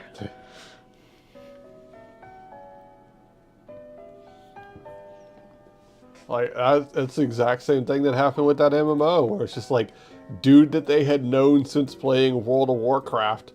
And they're like, well, we knew about it, but we didn't want to say anything because, like, you know, she's the, like, first-rank healer, and, like, it would disrupt things, and blah, blah, blah. And I'm just like, so this dude that you've known for, like, 10 plus years, you just thought, nah, it's fine, who cares? Man, that guy, she said he also, like, stole some, like, $5,000 from her. Yeah. And I can kind of see, like, I don't want to say, like, cheating's, you know, a good idea. But I can kind of see areas where it might, like, not be the worst thing in the world. Like, you were forced into a marriage, or you're not able to get out of one, or something like that. Or he's just, like, a There's shitty times person or where, something, it's kind of like, well, if you can't get a divorce or you're in an abusive relationship, you know, that's kind of understandable. It's not great. It's a horrible situation. But I cannot see, like, I stole money from my wife. Y'all should still be my friend. Like, steal money from me. I ain't fucking gonna be friends with that person. Yeah. Like, it's just one of those things where, like, the gymnastics you gotta go through to get to that point where you're just like, oh, this is probably fine or not my business. I guess we'll just not talk about it. Yeah, like, you know, in the case of that guy, like, he literally came home and his wife and kids were missing. Like, what? Do you not think that that's a fucking thing? I'm sorry, I don't want to hang out with that person anymore. Yeah. At least with, like, MMOs, like, what your people did were bad, but you don't, like, hang out with them in real life. I assume if you're in, like, a D&D party, you're probably hanging out in real life somewhat. You're like, you're gonna look across You have to look across the table at a person. They're not just a name on your screen. I rolled a 10 for that, did you? Or did you lie? Did you cheat on your roll? Yeah, they probably cheat on their rolls. They should be in fucking D&D. Exactly. It's just like, man, what the hell? I do know, like, there's a lot of dudes who, like, have the worst fucking friends in the world, and they're just like, meh. Yeah. As a cis man, I'm going to 100% say that, yeah, no, that's accurate. There's probably some women, too. I don't know how people can be, like, friends with people like that. What do you know about this guy? It's Steve. He laughed about this one joke this one time, and he's been part of the group ever since. Oh, he cheated on his wife and, like, murdered his kids so she couldn't have them. But, like, you know, he's got a grill. We're pretty sure he deals meth, but, like, yeah, you know, he brings snacks. That's legit how it be, too, with some men, I swear. Like, what do you mean you don't know anything about it? I don't know. I see him every Tuesday. We go get some Hot Wheels. We talk a little stuff, and then we leave. You've known him for 30 years. You're at his wedding. Yeah, I don't know anything Now, about if you're, him. like, that level, I could kind of see it because you probably wouldn't know. But as soon as you, like, found out, you'd be like, I'm gone by. Like guy friends especially. Like, why is there a loneliness epidemic? Name your guy friend's birthday. Name anything that he likes outside of the stuff you get at the bar. Honestly, honey, I keep messing up your birthday. Yeah, just know. I messed it up by one day. Yeah. It's the 9th? Let's see. Damn it. See, it's those 2 days. I don't know why. Well, so for the record, she also sometimes says the 7th. So it's usually one day I don't off. think I said 7th, but yeah. You have. See, I overthought it. It said the 9th. I love you, honey. I'm sorry. She always corrects one direction or the other because she always thinks she's wrong. Yeah. It's like, no, honey, you would have it right if you just went with the 8th that you have in your head. I'm sorry. I love you. Yeah, I love you too, princess. My little goofy goober.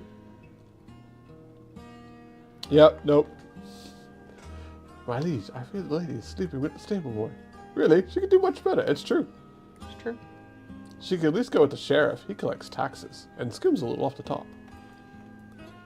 Are you the sheriff? I'm in here. That's a good one.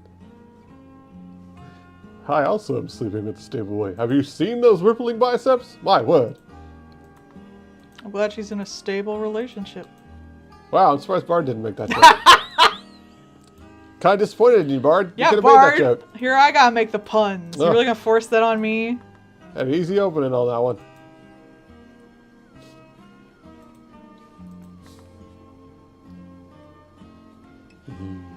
Gerblin. I like the Gerblins. I think they're fun. They are. Look at it. Like, look at that. That's just sheer joy. Sheer joy of an idiot. That's how I draw you all the time, so I get practice. Uh-huh.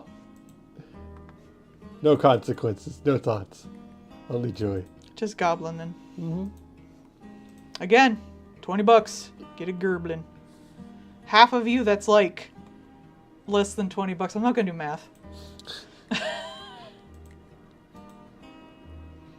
PayPal does the math for me, so I don't have to. It's true. It's got the math buttons. You just push the math buttons and say, sometimes you want a little bit less math. And then it's like, okay, here's the less math. Really, it's just, it has all my stuff saved in there, and then it has all my discounts saved in there too, Yeah. which is actually really nice. I very much appreciate that. It lets me make stuff way faster. And I don't have to fuck up the math, which is nice.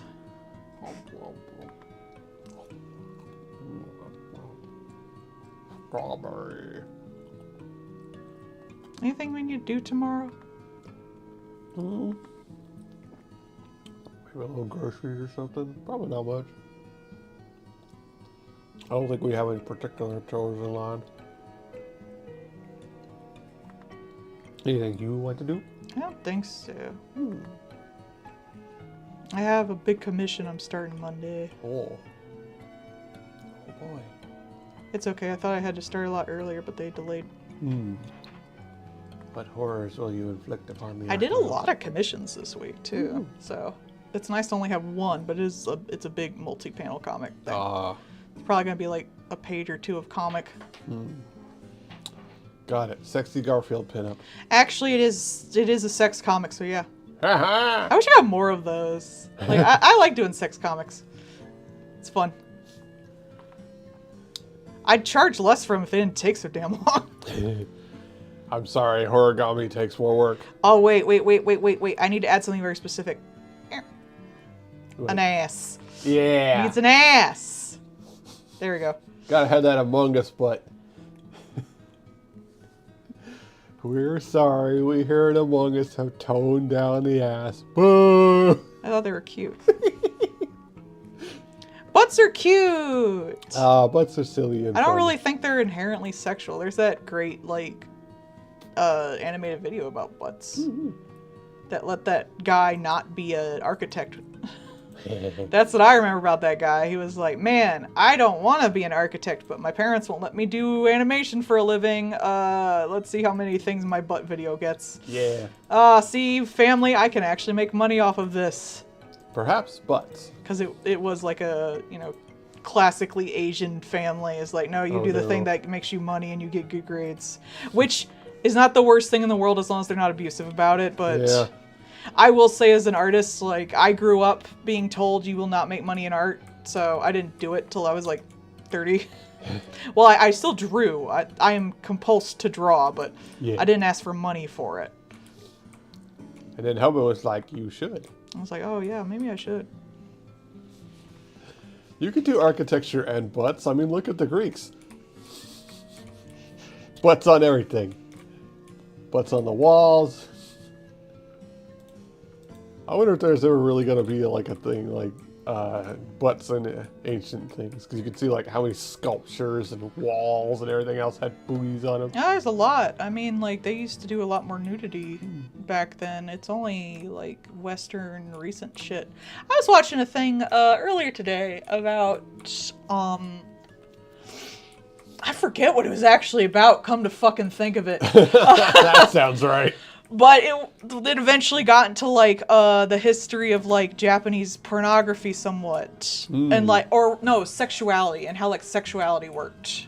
And one thing that was interesting in this period, I forget the exact period, but you basically liked effeminate boys when you were a younger man. And then you evolved into liking, women. Okay. As you, like, got into marriage age and stuff like that, supposedly. Right. Which, like, to me, like, that's just being, like, gender fluid. I wish more people would say that, but it was considered, like, immature if you liked effeminate boys after a certain age. Like, no, you're supposed to like women. They also, like, when you were a younger man, you were supposed to like older women, which, yes, but... I mean, yeah. Yeah. Me with Sigourney Weaver. You don't say. But I do like it when all of these, you look back at the past and realize like how stupid it is to be like you have to be this one sexuality your entire fucking life when really it's like a lot more. Yeah.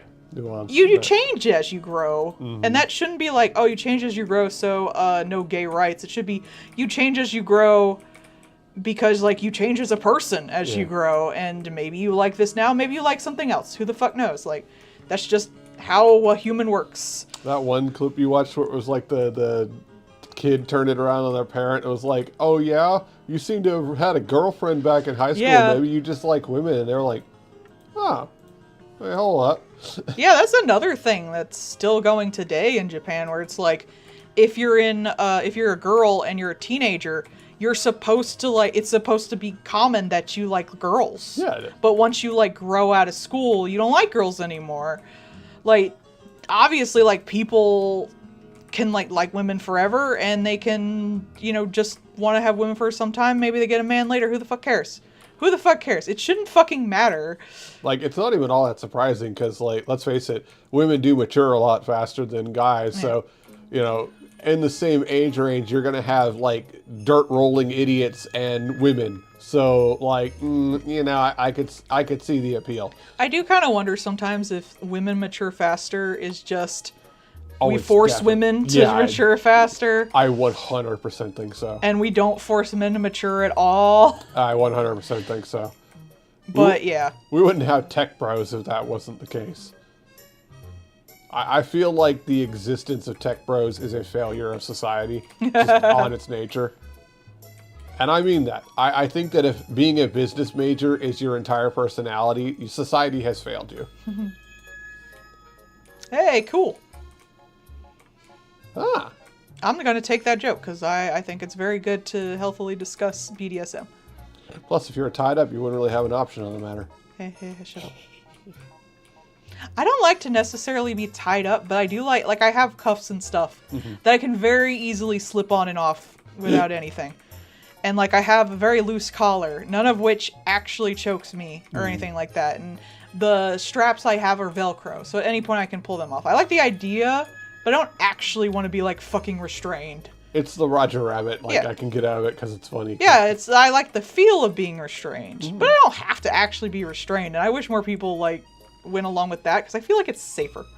The person who's being tied up, no matter what, should always have some form of being able to get out on their own, in my opinion. Even if it's not like accessed in the heat of the moment or something, because otherwise you end up in that one like Stephen King thing where the couple like ties the woman to the bed and then the guy dies of a heart attack and she's stuck there dying for days on end. Yeah. Like, do you want that? There's actually a saying that goes along with that. That's even a piece of string can be bondage. Yeah. It depends on like what you're doing.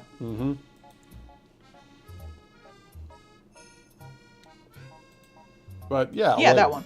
That is 100% just like, that is exactly correct. It is, you can just enjoy the feel of it. And for some people that is what they like. Like they like the, either like the feeling of being restrained or the comfort of that. Like they're in a place because they are told to be, and now they're like secure in that. It's like a framework. I like to be folded. Well, that too. I like to be folded like an origami crane. Origami. Shut up, Paul. My sketches always look better than my final. I hate myself. Ah. Okay, I'm done.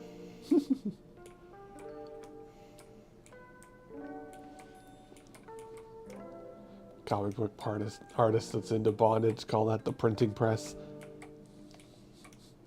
Because it's like the mating press. God, were these girls this low poly in the game? I don't think so. Oh. Not even the first one. No, it looks like they didn't load their layers or something. Like it looks low tap. Maybe it's like a D grade someone did. It might be a D make. It might honestly just be on the Switch. The first one was like on the Wii U, and the Wii U didn't look that bad. Yeah. I think it's a D-make. It's probably like an N64 D-make. Oh, it's what's his name? Not Banjo-Kazooie. Crash Bandicoot. Yeah, it's a D-make done to look like the PS2 style. Well, yeah, like the N64 style. No, specifically, that's a Crash Bandicoot meme. Okay. Yeah, that meme is Crash Bandicoot, so that would be PS2, right? Crash Bandicoot's That's on PlayStation. PS1. Oh, PlayStation 1, sorry. Yeah. I thought it was PS2. No. I It did look good though. It kind of Yeah. hid like it's low poly. I think that's I heard a thing talking about that, like we often forget how good a lot of the older things looked because they did look really good for They the knew time. how to work with their stuff. Uh-huh. Yeah. And so we think of them as coming out later than they did because of how good they look. I mean, I still think PlayStation 2 graphics are just about like peak for a lot of horror games. That's why I like the PSX look. Definitely. That's true, yeah. Mm-hmm. That's why I thought it was weird, like, because the PlayStation was my first console. Mm-hmm. And the fact that you couldn't play other ones on different consoles was weird to me when I found out about it. That's fair. Yeah, I mean, Yeah, all the old games on PlayStation, I think until recently, worked on the newer ones. Mm-hmm. They did. Like, they're just discs. Ironically, so here recently, what happened was the Xbox 360 could play old Xbox games, right? And because it was backwards compatible. And then the newer Xbox had the Xbox 360 emulator in it. So you had a Matryoshka console to be able to play old games. Well, they put out a, they called it like OG remaster, but basically it was, you could play a couple of the old Xbox games on PC. And what people found out was they just recompiled the emulator from the Xbox on a PC. So now people had access to the fucking Matryoshka on PC. And the hacker community went ape shit. Because they are now able to emulate natively all these old Xbox games on the PC.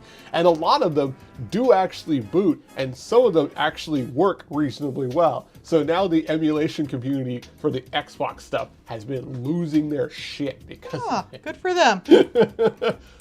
I know apparently for a lot of systems, there's like one game that like breaks the whole, like lets people break into the whole system. And putting it on PC with just like, they couldn't even be bothered. They didn't make like a bespoke thing. They just repackaged the emulator and put it on PC. And so all the emulation community was like, cool, you gave us all the steps to make our own emulator for everything else.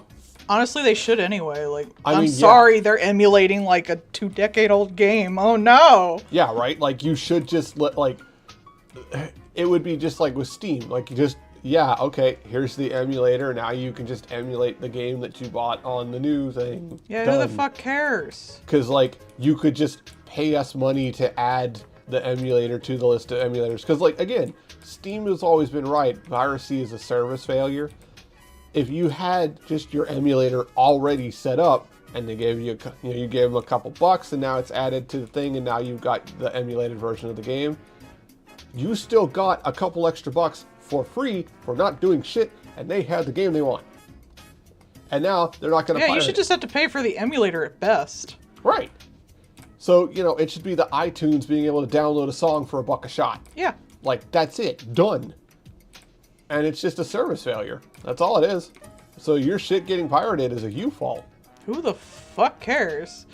Yeah, I'm sorry. If anything, it'll bring more people to your system, and then when they open up the system, they'll see more ads for other games, so... Like, I would love to play Mother 3, but I'm not going to spend $2,000 to get the Japanese fucking cart. No, I'm going to get an emulator because you I still haven't can't put- believe they haven't brought that over. Yeah. Oh my god. Oh, I'm sorry. There's gotta be some kind of legal finagle in there somewhere, I swear. It's definitely a Japanese company thing. Like, that They is... haven't even done it, like, in Japan. Yeah. For the Japanese players. No, it's just, like, old shitty Japanese company that sits on shit like a dragon. It's true. Hell, I'm shocked there's even a fan sub, Bard. Like, they've so There far is. buried that shit that, like, it's just buck wild. Like, what do you mean one of your most popular things? And you're just like, nah, we wouldn't. Like, but Undertale and Deltarune, yeah, but we don't want to. Like, some of these companies are just actively allergic to money. They don't wanna. Mm-hmm.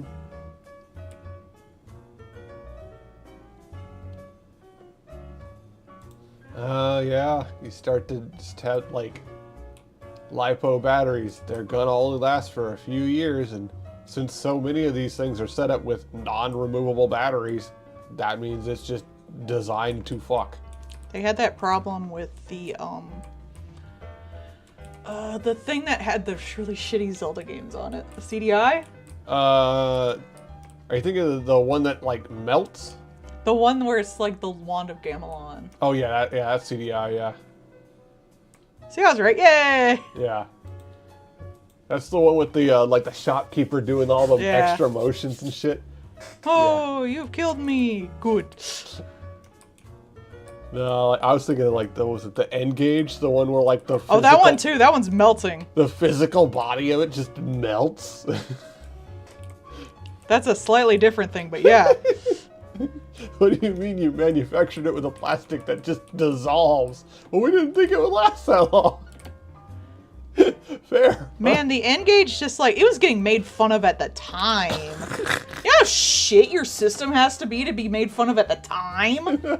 Like, the only other one I can think of is fucking, like, Virtual The Wii U. Boy. Yeah, maybe. the Virtual Boy. The Wii U was not encouraged, but I don't think people were, like, actively being like, I can't believe you fucking bought. I remember a Flash video where a guy pulls one out, and he's like, did you buy an N-Gage? Is that a fucking phone? And he's like, it's not a phone. And then it rings, and he puts it up to his ears like, hello? He's like, oh my god, this idiot bought an N-Gage. Like, I was a little child, and that was a fucking Flash video at the time. If that's what people are saying about your shit at the time, you need to fucking look at yourself. Like, how bad did you mess up to get to this point? Holy shit. How do you, like, even the Red Ring of Death was better than that, because at least, like, it played a bit.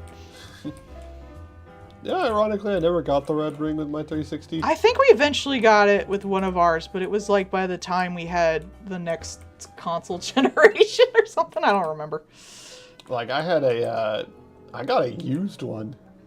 And, like, for whatever reason, worked fine. Never had any problems with it. I, like, at one point actively kicked the damn thing. I tripped on it, kicked it, it knocked the hard drive off, and it was fine.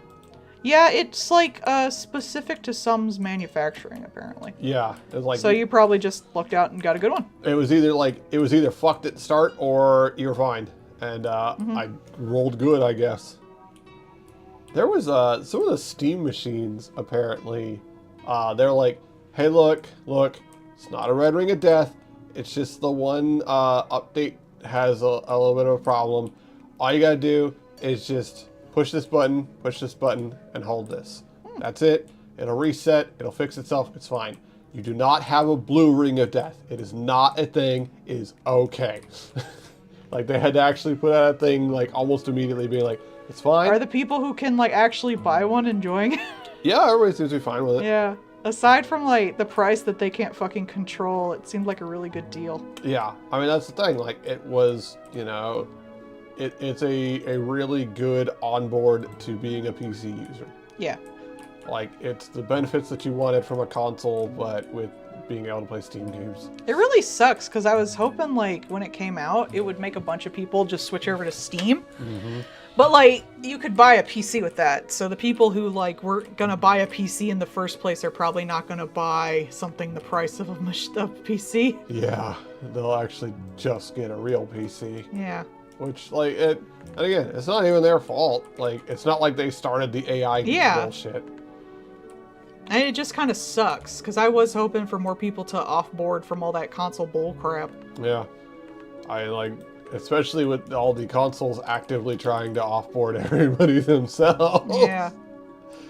Man, I still can't believe you gotta, like, pay on PlayStation, Xbox to play online. I pay for the internet. Why would I fucking pay to do something I already pay for? Yeah, right. Fuck that noise. I ain't doing that. That's bull crap. They gotta pay you for the privilege of paying more? Yeah, fuck off. I paid for the game. That pays for the servers. You're gonna shut them down in like 2 years anyway. Shut the fuck up. Oh yeah, they were like, all digital future. The PlayStation Store was down again. Mm-hmm. Literally like days after that announcement. Oh, digital future! Can't play your fucking games. Several new games lately have been ones where like you have to actually have an internet connection to connect to their servers to play a single player only game. What I think they should do is like still sell physical copies. Maybe like just make them slightly more expensive.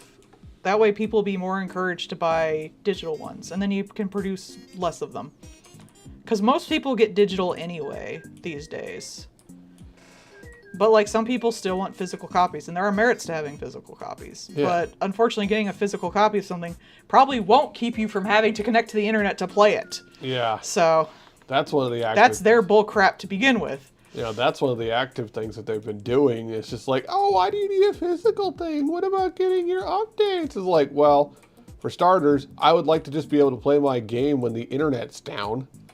But like, you know, in the case of that Star Wars game, if you had bought the game and played Can't it you at, play a lot of your... It downloads to the system, doesn't it?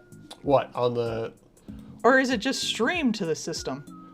yeah, I mean, like a lot of them, like, they actively stream the shaders to the thing and stuff like that. Oh, they're, damn. They're actively doing I was about to shit. say, like, I have games digitally on my Steam. I don't necessarily need to be connected to the internet to play them, because I can That's- just play in offline mode. That's because Steam has an offline mode. Yeah. A lot of these console They games don't? Wow. Okay, no, fuck that shit. Yeah, like the new Well, they might make it so you can't play even with a physical copy then. yeah, like the Assassin's Creed. Like you have to be connected to not only online. Yeah, that's fucking stupid Ubisoft shit. Yeah, so you have to be connected to PlayStation and to Ubisoft shit. So you have to be connected to 2 online things to play your single player game. Bro, I was actually a pretty big Assassin's Creed fan for a while there. Like, I was pretty much up to the one where they were in London. Mm-hmm. I played every new Assassin's Creed game until the one in Egypt when they just, like, were like, microtransactions. I was like, no.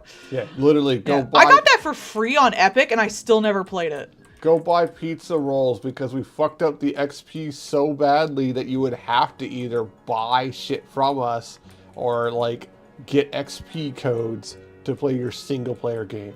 But yeah, like, I was a big Assassin's Creed fan, and every time they would ask, like, sign up with Ubisoft, sign up with Ubisoft, and each time I said fucking no, and thankfully they did not make you back then. They might now. I think they Yeah. did, because I have, like, a Black Flag on, the original Black Flag, not the new one, on my Steam to, like, play every once in a while.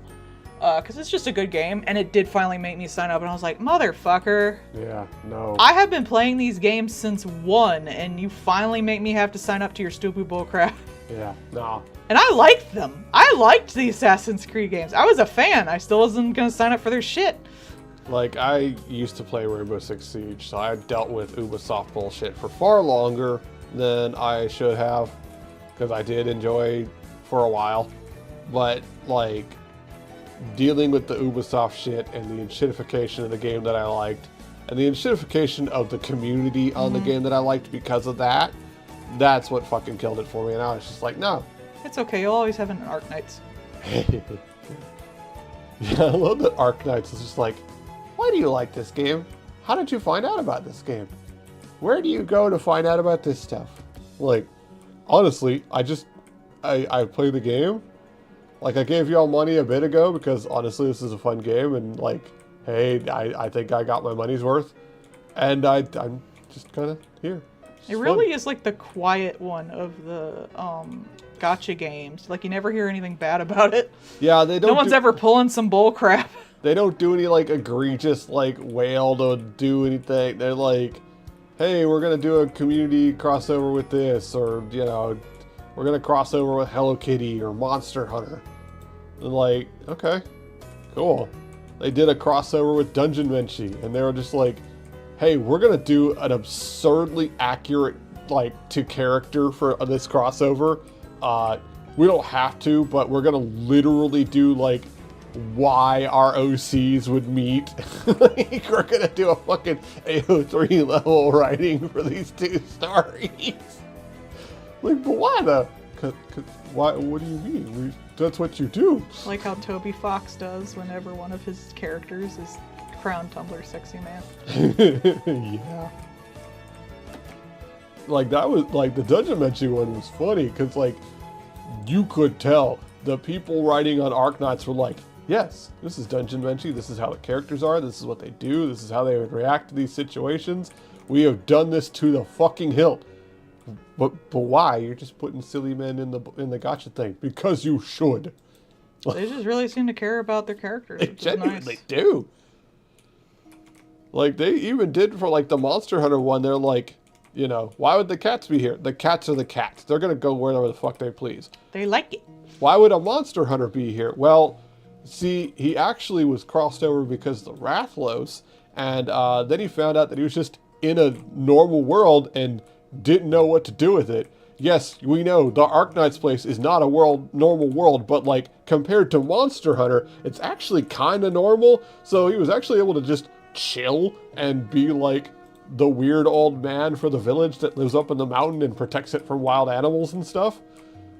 I like the one where Monster Hunter crossed over with Witcher. Yeah. And like the Witcher guy was like, Y'all live like this? y'all live like that? What the fuck are y'all doing? Oh yeah, okay, we're keeping it as a pet. What do you mean you tamed a ghoul? What the hell did you do? Fed it? What? Fucking Monster Hunter people are something else, man. fucking researcher stapled to the wall with poisonous vines. Oh, hey, cool, a person. You mind rescuing me? Aren't you scared? No, this is like a Tuesday. This is how people react to shit in Pokemon. Pokemon is just Monster Hunter for children. It's true. I think the only thing that people should give the due diligence to is with the, the Herlock Sholmes. Fuck you, I do what I want and I hate your OC. Go make fun of it because you're fucking so bad. But no, I do genuinely love that Arknights, for all of their crossover things, it's just been like, oh boy, new characters to play with. We're gonna do this so good. It's like, you could tone it down. They did one like, I had never actually interacted with the one thing. It was because it's a Chinese thing with this little black cat, and like it's like a little Chinese cartoon kind of deal. And I literally knew nothing going in, and then by doing the little event, I know what the little character is like, how they behave, what kind of stuff they'd get into, like... That's good advertising. Yeah, like, if I ever wanted to seek out the little thing because the cute little black cat that I saw in Arknights, I would know what I was in for. Like, they just do a good job. But people doing their jobs. Yeah, like, if you had never watched Dungeon Meshi and you did that Arknights crossover, you know all the characters. You're good to go. Hell, the ending is just like a little bit of character growth for the thief character from Dungeon Meshi. Because like the ending, like they literally do defeat the one like big bad guy because he like he sees a treasure chest on the beach. He's like, oh, come the fuck on. That's just lazy. I know what you are. I forget if this was in the fanfic that Toby did for the Sexy Man thing or not. But I remember this one thing where the Dungeon Meshi guys for the Tumblr Sexy Man thing, they were in Deltarune style stuff. Mm-hmm. So they were all like furries, basically. Except Chilchuck. Perfect. Who's just a guy. Perfect. And they pointed out, I was like, why is he just a guy? He's a union man, and it's not in his contract. Yeah, it's not his contract. Chilchuck frustrates me so much, because he is the exact kind of man I would be so down bad for.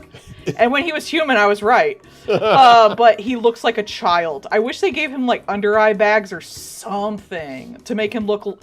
Like, I'm fine with him being short. He needs to look like the middle-aged man to 3 daughters that Yeah! he is. Since she's short, Senshi doesn't look like a child. I know it kind of, like, goes with that whole, you know, Yeah. race or whatever. Uh-huh. But there's other ones of that race, and they look old. So why doesn't he look old? He's middle-aged. He should look it. I'm not attracted to a child, so it's like you put this personality in any adult I would be super down bad for. It's true. And then you put it in a child, and I'm like... Meanwhile... It's the reverse of the 1,000-year-old lolly. It's like, God damn it, why is this thing in the body of a child instead of like, why is this child in the body of an adult? Meanwhile, the fucking cat thing that everybody loves from Dungeon Banshee. I think she's fun, but Yeah. aside from Chilchuck, I don't think I'd get excited about most of the other characters. Yeah. Like, they're well written and well done, but they don't rustle my jimmies. And Chilchuck keeps trying to, but every time I look at his damn face, I'm like, nope, Jimmy's unrustled. Gonna put the fucking bag on the children. Yeah, she was a cat. What else would she be? She's already a cat. Why would she be less of a cat? Meow, meow, meow, meow. That's just stupid, Bard. What the fuck? It's a cat. They got 2 tails.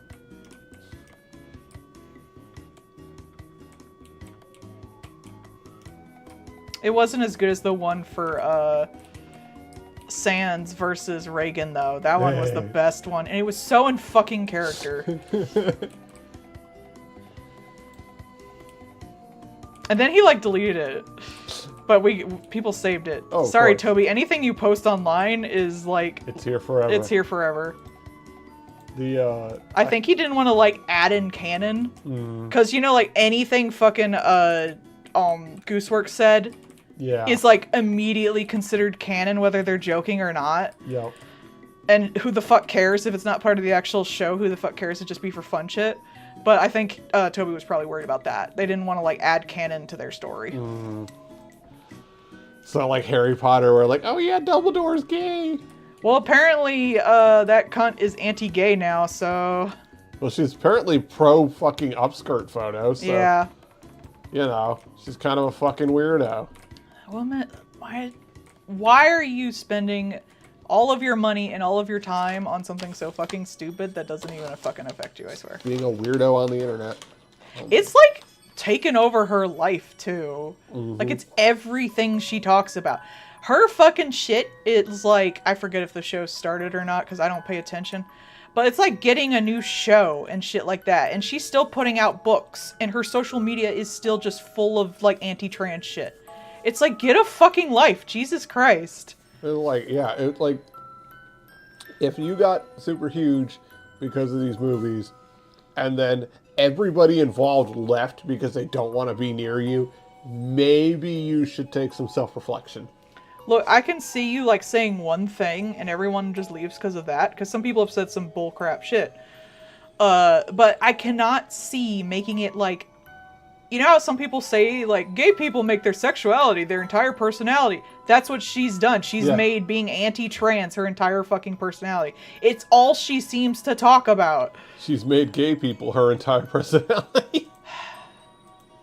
Like, you could just not. Like, you literally have a castle and untold millions. You could just calm the fuck down, you weirdo. Bro, if I had that much money, you could not get me to talk to anyone. Yeah. I would never speak again. And it doesn't mean like I wouldn't support shit. I would just do it the less obnoxious way where you just put money towards it in private and no one fucking finds out. You'd just be like the Leica She person. could still be doing exactly what she's doing right now. She could still be like oppressing trans people and getting laws made. But she could shut up about it. Not that I want her to do that. I want her to not do that in general. But you could shut up about it. Yeah. That's the correct way to do it, because then no one can call you out on it, and you can Right. still make more money. Imagine how much more money she'd be making right now if she hadn't said anything. It's just wild to me that, like, that's her... That seems to be the only thing that she has in her life now. I know, right? She's got kids. I'm sorry for them. She has a show going, like, right the fuck now. Her media has a damn theme park. And all she cares about is trans people she's never met. Well, she's mad about the possibility of them going to the bathroom. Oh no. Great, now like cis women and dads with daughters are getting yelled at in bathrooms. Thanks a lot. I'm a 6 foot tall woman with short hair. I'm gonna probably get yelled at some point. And I'm sensitive. I'll probably cry. Uh-huh. And heaven help who anybody that makes her cry. If I had the balls, I would just throw a tampon at him. Just throw a tampon at the bitch. Whoa, flail me I'll up just on you. bring one with me. Like in my purse, if I'm not even on like my cycle. I'll just bring a tampon with me to throw at transphobes in the bathroom. Just have a fucking flail of tampons so I'm all attached by the string. Chase them. Prove you're a woman. Whap! Right in the face. You know the thing with like Jesus with the whip chasing the moneylenders out of the temple? It's you with the tampons Yeah. chasing them out of the bathroom. Yeah, just have like a bag of them. Shame! Throws tampons. Shame! Throws tampons. Just smacking them. Cat of You 9 just hear- tampons. Little wet slaps. They've just been soaked in Kool-Aid. We're not doing anything gross here. Ketchup. Because then it smells. I hate the smell of ketchup. Just actively chasing And I them. like ketchup, so that's extra weird. Just chasing around with fucking tampons. Shame! Shame! It's their fault for being fucking transphobes. It's like a Monty Python sketch. Who the fuck? Dude, a cis man could come in the bathroom, sit down and pee and leave, and I would not give two fucks. Yeah, what do I give a shit? Like, literally, I'm in the shitter. I don't care. Oh, what if they assault you? What if a fucking, like, cis woman assaults you? Yeah. They're always talking about that as, like, you're not scared of, like, your young boys going into a men's bathroom where there's, like, adult gay men with all their penises out? Like, what the fuck is this logic? Like, it's so fucking stupid. It's still illegal to assault people in a damn bathroom. And if someone wants to fucking assault you in a bathroom, they're not gonna care if they can go in there legally or not. Oh, that's illegal. You can't do that. Okay, America would like to know your location.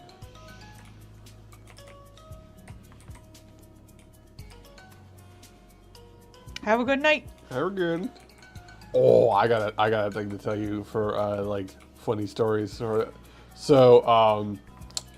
you know, the Ruskies have been getting their shit bombed in by the Ukrainians, right? Yeah. And it's Well, fucking. stop doing stupid crap. You know, they're the one that put themselves in the situation. But so they've been getting the shit bombed out of their stuff like pretty constantly, and it's hilarious. So what they've now also been doing, not only just like blowing up their like oil refineries and such, because that's highly effective. They've also started blowing up the Russian equivalent of Amazon warehouses. Aha! Because same reason. Good. Literally, it's just like How man, is Russia this bad? I don't want them to be better, but how are they this bad? well, that's really the thing is like it's hard to protect what would essentially be Amazon warehouses because they're going to have those warehouses all over the place. Yeah.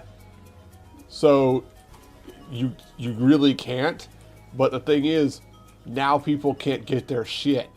Now people, like small businesses, are suddenly having no inventory because it was all in those warehouses and it all blew up and burned down. Honestly, that's kind of genius, and I'm surprised it hasn't happened before. That's literally why they started doing it. They're like, hey, this will, you know, this brings the effect to everyone. Yeah. You can't pretend it doesn't exist when suddenly you can't get, you know, your soda stream. Yeah. Or just, you know, like, I'm a small business too. Like, Yeah. it hurts. You know, that can make businesses crumble. Uh-huh. You know, the, like, some of the, where, like, the company, it's like Wildberry or something like that. But, so anyways, they apparently just changed their thing right before the bombing campaign started, which is a little suspicious. People are kind of, like, side-eyeing them. But basically, they're like, if anything happens, we can't be held liable for it. But they have started, like, basically paying people a pittance of what their lost inventory was. Of course. Like the one person they like interviewed, I think they said it gave them like 2% of what they lost. God, that is nothing. But yeah, so basically they're like, you know, if something happens due to war acts, we're not responsible. Because they knew that there was going to start being more of this kind of stuff happening because that's a prime target. Yeah, why not? And in the case of them, they actually do also sell military equipment. Hey. So like, because you could apparently go on there and, you know, buy body armor and first aid kits and like military gear. And so they're just like, huh, that sure is interesting. Guess we're gonna start bombing them now. Guess so, yeah. And like, I would hope no one would be bombed, but like, play stupid games, win stupid prizes. yeah, and like I said, they're mostly just bombing warehouses, so it's not like there's any actual like, you know, there might be one or two people in there sometimes, but not usually. So even that, fairly limited. Better than bombing schools. Yeah, like fairly limited personal impact, extreme impact towards the people around kind of thing. So it's been really good. Plus, it makes Putin look like a fucking loser if something is literally blowing up in the capital. Yeah, because he's fucking stupid. He's a fucking loser. You're like, no, we're actually doing really good. And it's like, are you? Because y'all just lost a refinery recently to, checks notes, a plywood airplane. That's so fucking sad. It really was. They were like, they made a new drone that was essentially just like balsa wood and some equipment kind of deal. Fucking just flew on by, blew one of their things up. And one of the ones, it wasn't actually the drone that blew up the refinery. Their own missile was chasing the drone, got tired and blew up the thing itself. Fucking idiots. Again, how are they this bad? They're so bad. I don't want anyone to get hurt, but like, how are you so bad? I mean, to be fair, up until this point, the only real like threat that they sort of kind of had was America, and let's face it, America's really inept. True. Oh, the other thing that happened today, the Ruskies have been also getting cyber warfared by the Ukrainians, a bunch of different things. And one of the things that they cyber warfared that they actually said they were going to do was start fucking with their air defense. Because, well, the Ukrainians have a lot of drones, and if we can just fly drones in there and blow your shit up, well, that works real good. That works. So what they did was they tricked the air defense into thinking one of Russia's really expensive, fancy planes was a drone, and they shot their own shit down. Damn.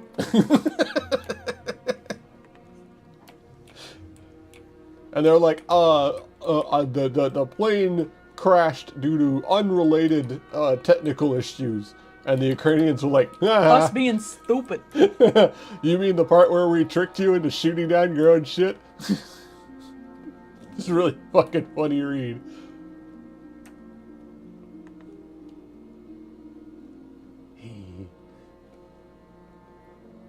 Lloyd when wife makes another hilarious drawing of him.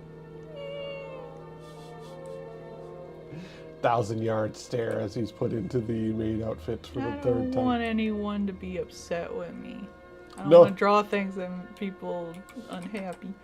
It doesn't make him unhappy. It's funny as shit. How does his horns fit in this hat? Holes. Punch through the top. But it's slightly to the side. It's a scoop. You'll have to make the helmet like up a I'll lot, give like them it's sitting holes. on the horns. Yeah, I'll just make holes and they can come out the holes.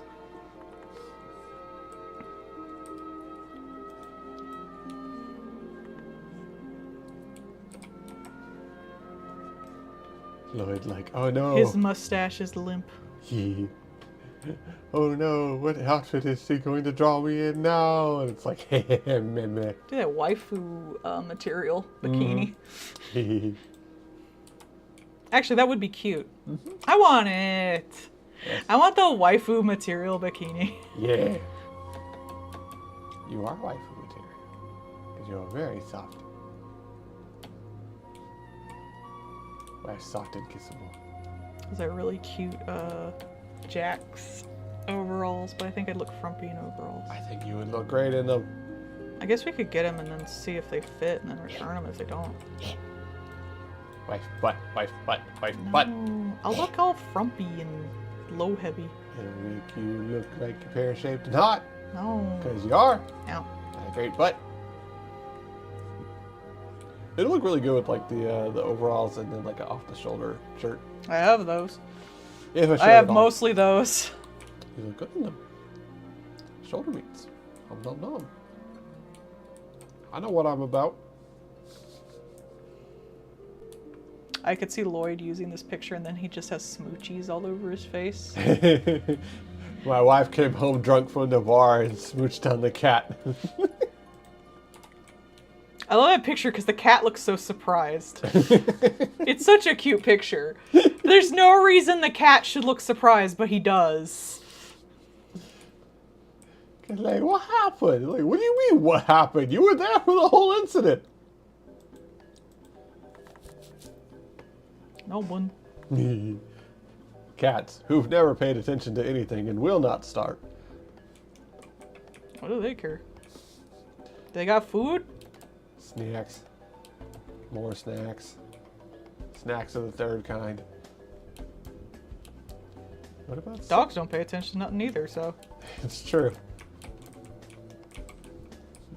I saw a little drawing and it was like a dog and it's like changed their entire, being, size, behavior, and it's like cat now indoors. This is like what it's like to be tamed. Mm-hmm. Well, they're starting to change. Mm-hmm. They're sure starting to get dumber. That's so mean.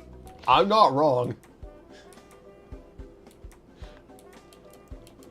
Orange cat.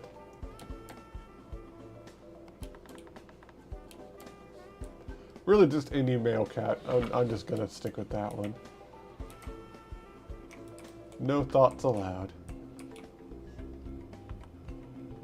Mom's a thought.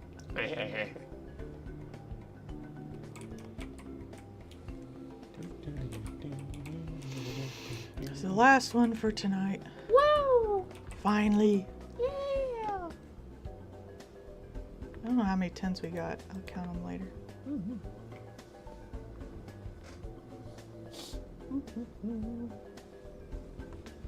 The swarm of tens. If I can't finish them all tomorrow, we'll do some Monday.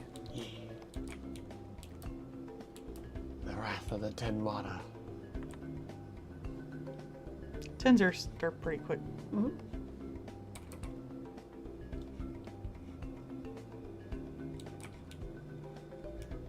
A lot of them tend to be memes and fun ones anywho, A so. lot of them tend. Huh? A lot of them tend. I see what you did there.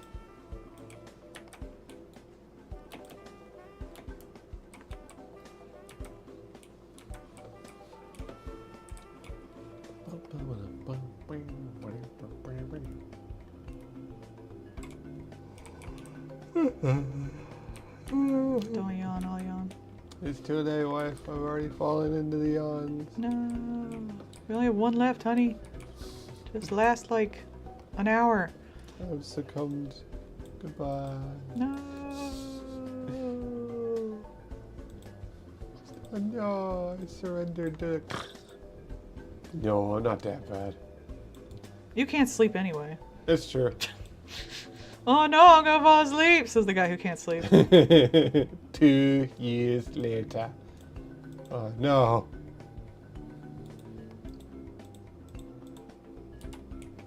I sleep sometimes when you're on my chest. Mm-hmm. Obviously, I need an emotional support wife. Compression wife. There it is. I have to flop back and forth. I can't stay there all night. It's true.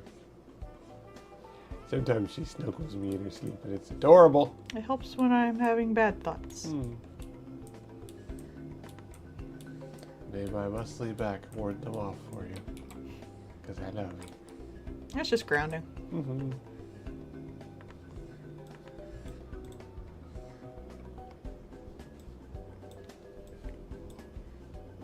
There can also be kisses if you need. No, I am Big Spoon. Jetpack. Big Spoon. Spork. Well, I don't have a penis, so. Quite the face to return to. It's true. Enjoy. Mm-hmm. I always like when the mustaches are really like expressive. You know, like in Beauty and the Beast with the dad, grandfather, anyway, the old man. He had very expressive mustache. Mustache.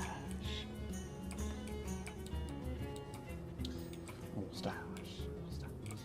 I mustache you a question.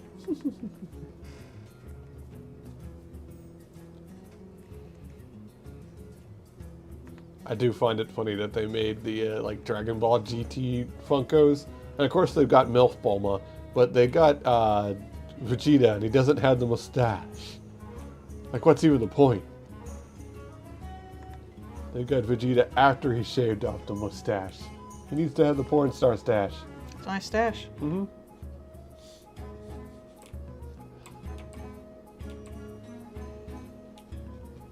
Wife, the children have made fun of me for my mustache. Well, they're right. Oh. Oh, I like that he... that's so sad. I do find it funny that, like, Vegeta went to her and then did shave the stash. Oh, my wife don't like it either. I guess I'll shave it. Literally, only opinion he values is Bulma's. Well, he knows she's right. It's true. Wife is always right, so he knows she's right. Mm-hmm. The children, no. Her, yeah. Oh, she doesn't like it? Okay, yeah, I'll shave it. Man stands on his principles. He respects wife. Yeah. That's why he's scared of her. Literally, I will fight the god of death for wife because it's his wife. She's very scary. Man, like, I've died before. I don't mind doing it again. I'll do it for wife.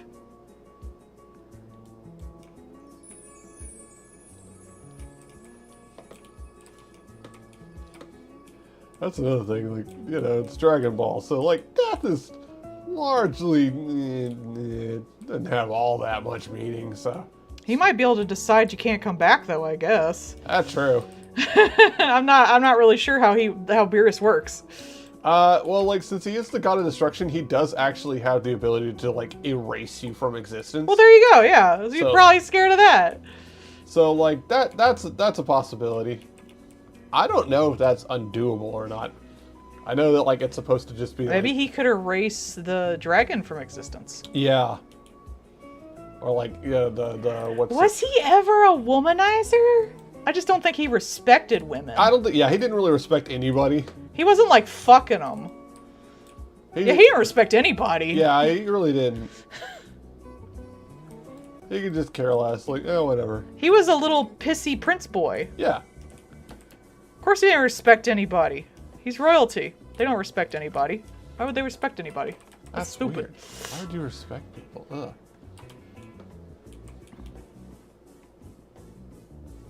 There was the one where that was like the alien planet, and it's just like, oh, my love, we're finally back together, and then it's like the death ray coming down from the sky to annihilate them both. Like, aw.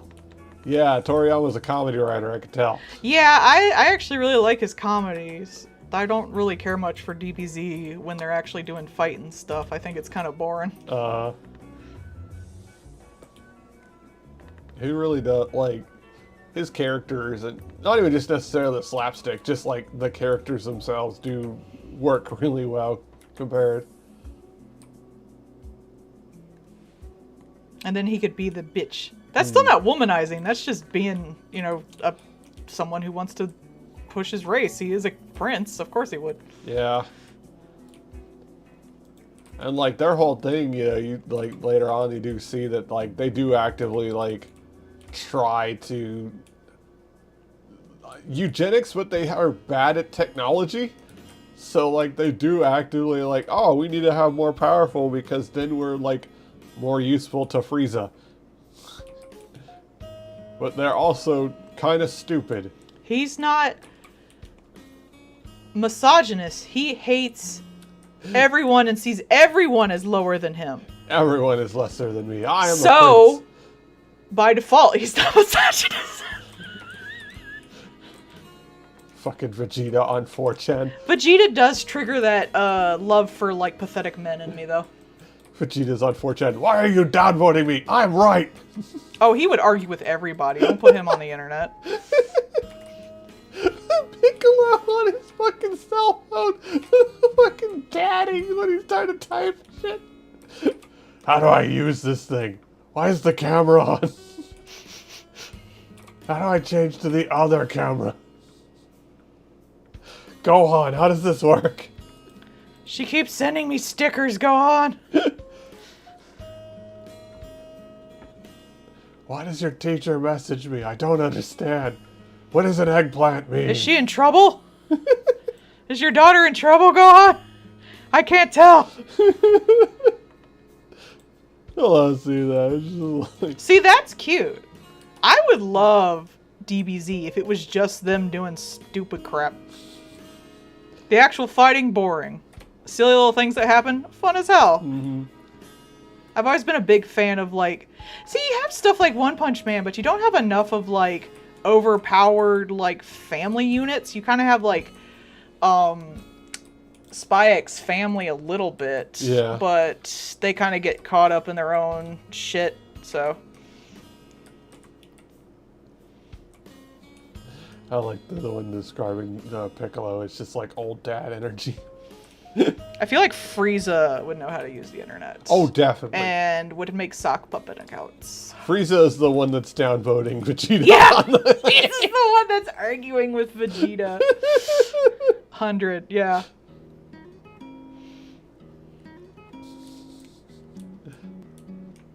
Bulma, on the other hand, always on the internet. Oh, she's following him for the fun. Oh, Like, yeah. She's just watching. She's in the next room on her fucking He has, laptop. like, parental controls on his phone that she can turn on when, like, things get... Yeah. Not when things get dangerous, but when she has to do something, she needs his stupid ass. Woman, the internet is off again. What's wrong with it? Oh, I don't know. Maybe someone's destroying the town. You should go check. Mm-hmm. She actually just needs him to go get groceries. Yeah.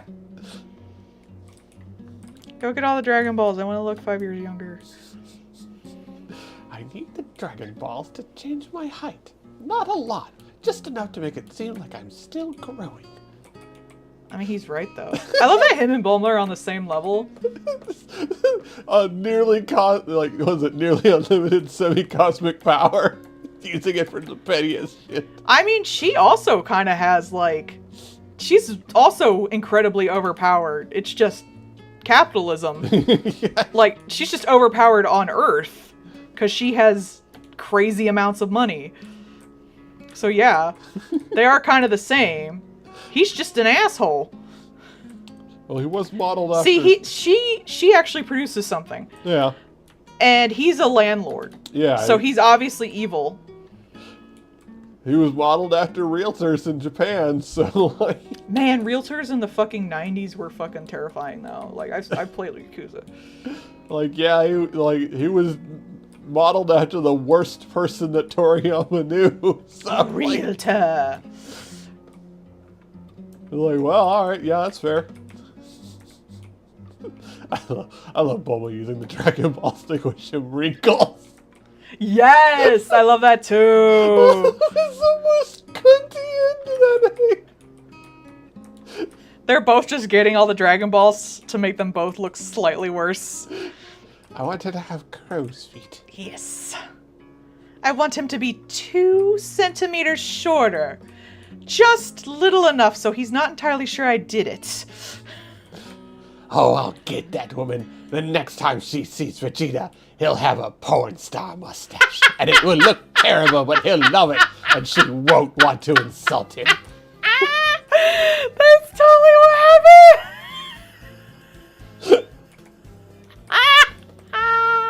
Entirely Frieza's That doing. is totally what fucking happened too, I bet. Like, Frieza specifically came to Earth, got all the Dragon Balls, just so he could wish that Vegeta had a stupid looking mustache, and Bulma's cares about him just a little too much to tell him right on it looks stupid until he asks.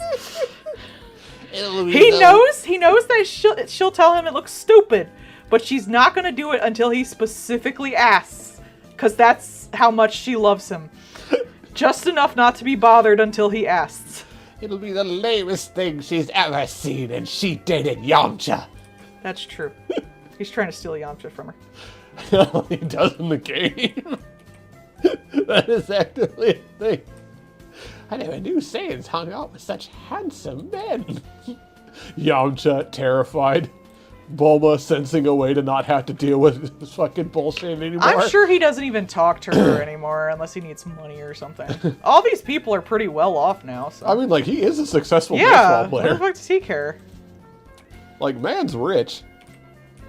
Frieza is like the best, like, Aw. evilest dude. And he's like sincerely evil. Yeah. He's not even cartoonishly evil, because he's, again, he's a land developer. Uh-huh. Like, he is actually evil, but he's so cunty and evil, it's great.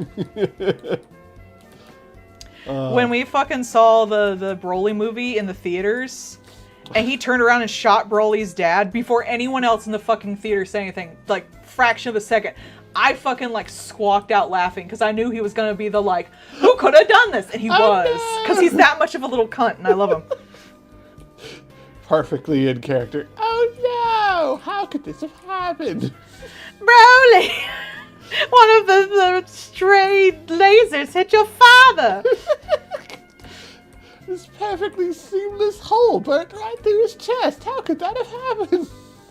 That was a really good movie. It was a great fight scene, but even I at one point was like, this is getting boring. It's like, yeah, this is one of the best fight scenes I've ever seen in my life. Is it over yet? Yeah. I am so bored. I'm sorry, fights can only be interesting for so long. Yup. I am not a shonen person. It's like, this is the most lovingly and crazily animated fight scene you'll ever have. I'm done. That's it. I'm done. I want to be somewhere else now. Oh no, they're punching each other. Oh, they're still punching each other. That one uses kicks. Like, it can be entertaining for a bit. Like, I enjoy Marriage Toxin a ton. Oh, yeah. Like, but I probably won't rewatch the fucking scenes where he's fighting the animal leader guy. Because I don't care. Now the hamster lady, she's hot. She's fun. I might just skip around for her. Ah, yeah, I'm gonna use the formation of the dog star. What are you gonna do now? How cool is that? I don't want to fight you now. That was pretty cool. I too would be like, wow, that was pretty cool. Yeah, I don't feel like fighting anymore. That was pretty cool. Huh. Yeah, I guess I won't.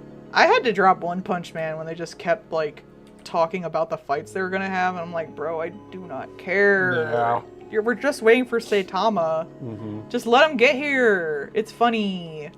I mean, But they were getting into all their shonen bullcrap, and I was like, I do not fucking care. If I wanted to watch shonen bullcrap, I'd watch regular shonen bullcrap.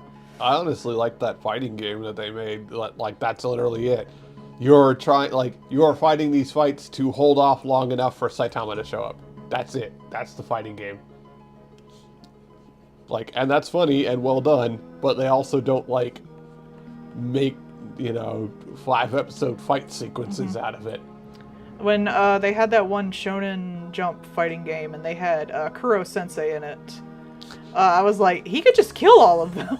Yeah. But I think, like, Kuro Sensei was, like, playing along. See, Kuro Sensei is a good, incredibly overpowered character in a comedy slice of life show. And I rewatched it a bit ago, and it's a good fucking anime. That is a good anime, but it does run a little young. That's about my only complaint, is it's a little young. But other than that, great fucking anime. Would bang Kuro Sensei.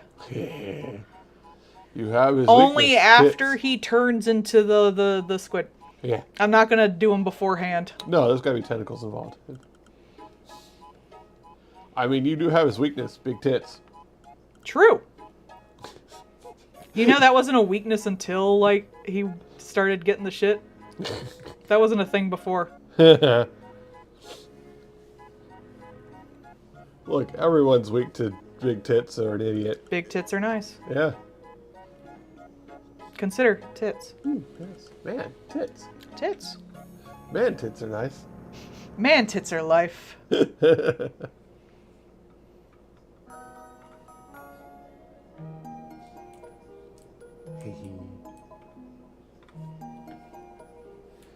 I like all tits. I like Including the tiny big ones. tits. Itty bitty tits. Inner city tits.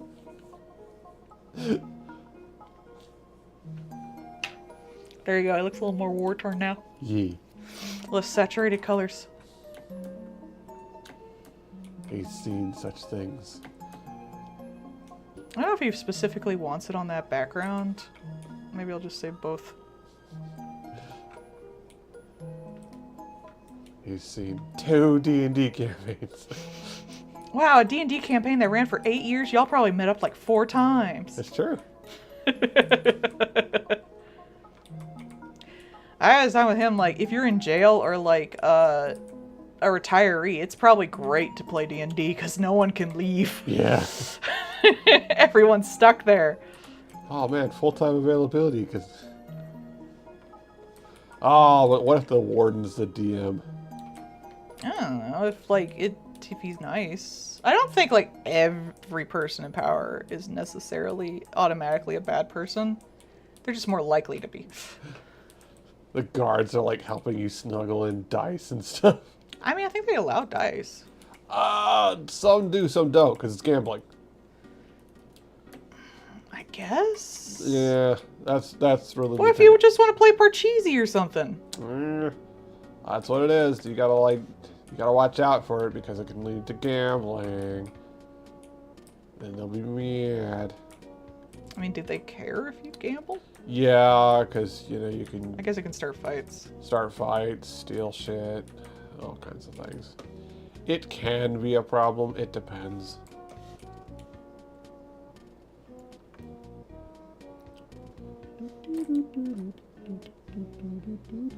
I don't know, I don't gamble in the first place, so. It's true. I don't really consider Arknights gambling because, like, I gave them like the $10 for like the starter pack because, like, yeah, I've played definitely a $10 worth of gaming in that game. That's it.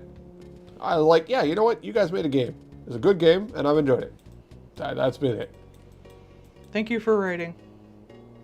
Let's continue on, and I'm really enjoying this. The anime was fun.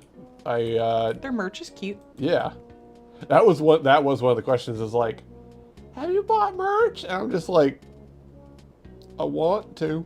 I want more of your merch. Well, we have one merch coming because you Yeah. got the doctor Uh-huh. as the little magnet guy. Yeah. But that won't be till September. Yeah. Well, like, yeah, they have good merch. I like their merch. I would like more of their merch. Honestly, I would like a nice messenger bag. I think that they would make really good, like, bags and things. I was still mad that one fucking... We were at that con, and the person had the table where they had the Arknights blind boxes on it, and they're just like, oh no, we're not selling them. We just want you to see that we have them. Why? Like, I never get that shit. I was like, what the fuck? Why are you here? That was weird. I'm glad that you agreed with me that that was fucking weird, because that was fucking weird. Like, oh yeah, no, we just want you to know that we have them. We're not selling them or anything, and they're not even open. We just want you to know that we have them. Okay. Fucking what? Okay. It seems like it'd be annoying for everyone to ask the whole damn time. Right? This is a problem that could be solved by you not having them out or just selling them. It's like, okay. I don't know. Some people be like that. They gotta just be like, I have a thing that you don't. I don't know. The whole thing was weird to me. It was weird, and I don't think I'm weird for thinking it was weird.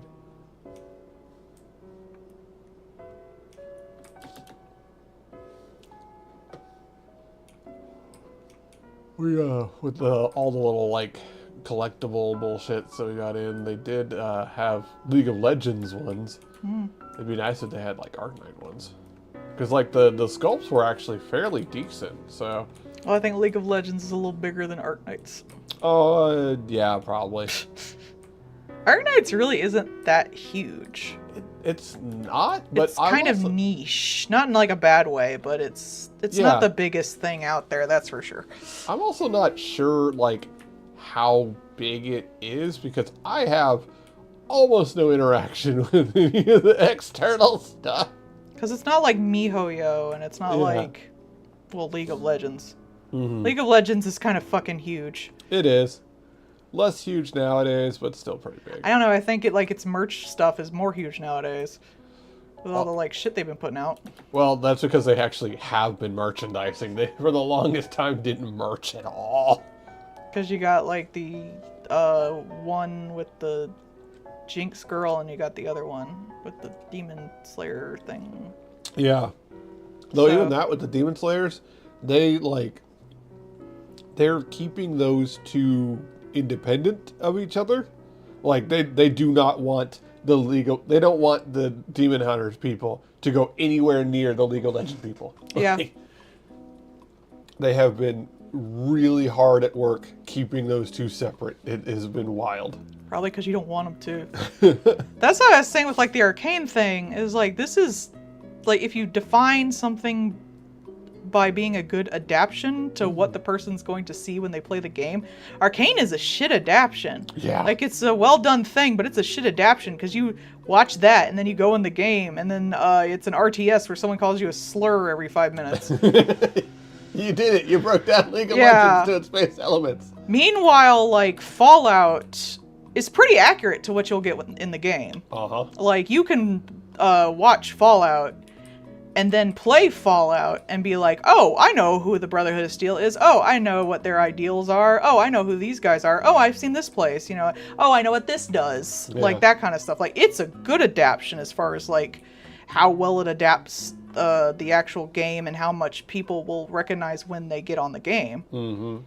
Because you could adapt it while being talking about a shit ton of crap in the game, but then it doesn't necessarily relate to how you play it or anything like that. Yeah. What's the one with the Goyle? The Goyle that everyone gets all pissy about all the time. She-Ra? No, the video Supergirl? game. Oh. Last of Us. Yeah.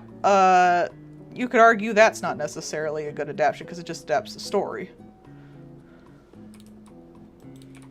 That doesn't mean it's a bad piece of media, just as a game adaptation. Yeah.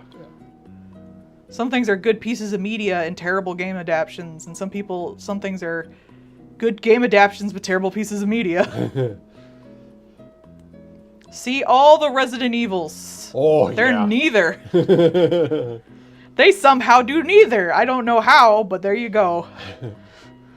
What started as a terrible video game adaptation, and Have You Seen My Wife? Now you have, spiraled into worse. Same with all his Silent Hill games, but even worse. Somehow. I think they're two different kinds of worse. Yeah. I wouldn't necessarily say that the Silent Hill movies are better or worse than the Resident Evil. They're just both bad in different ways. Mm-hmm.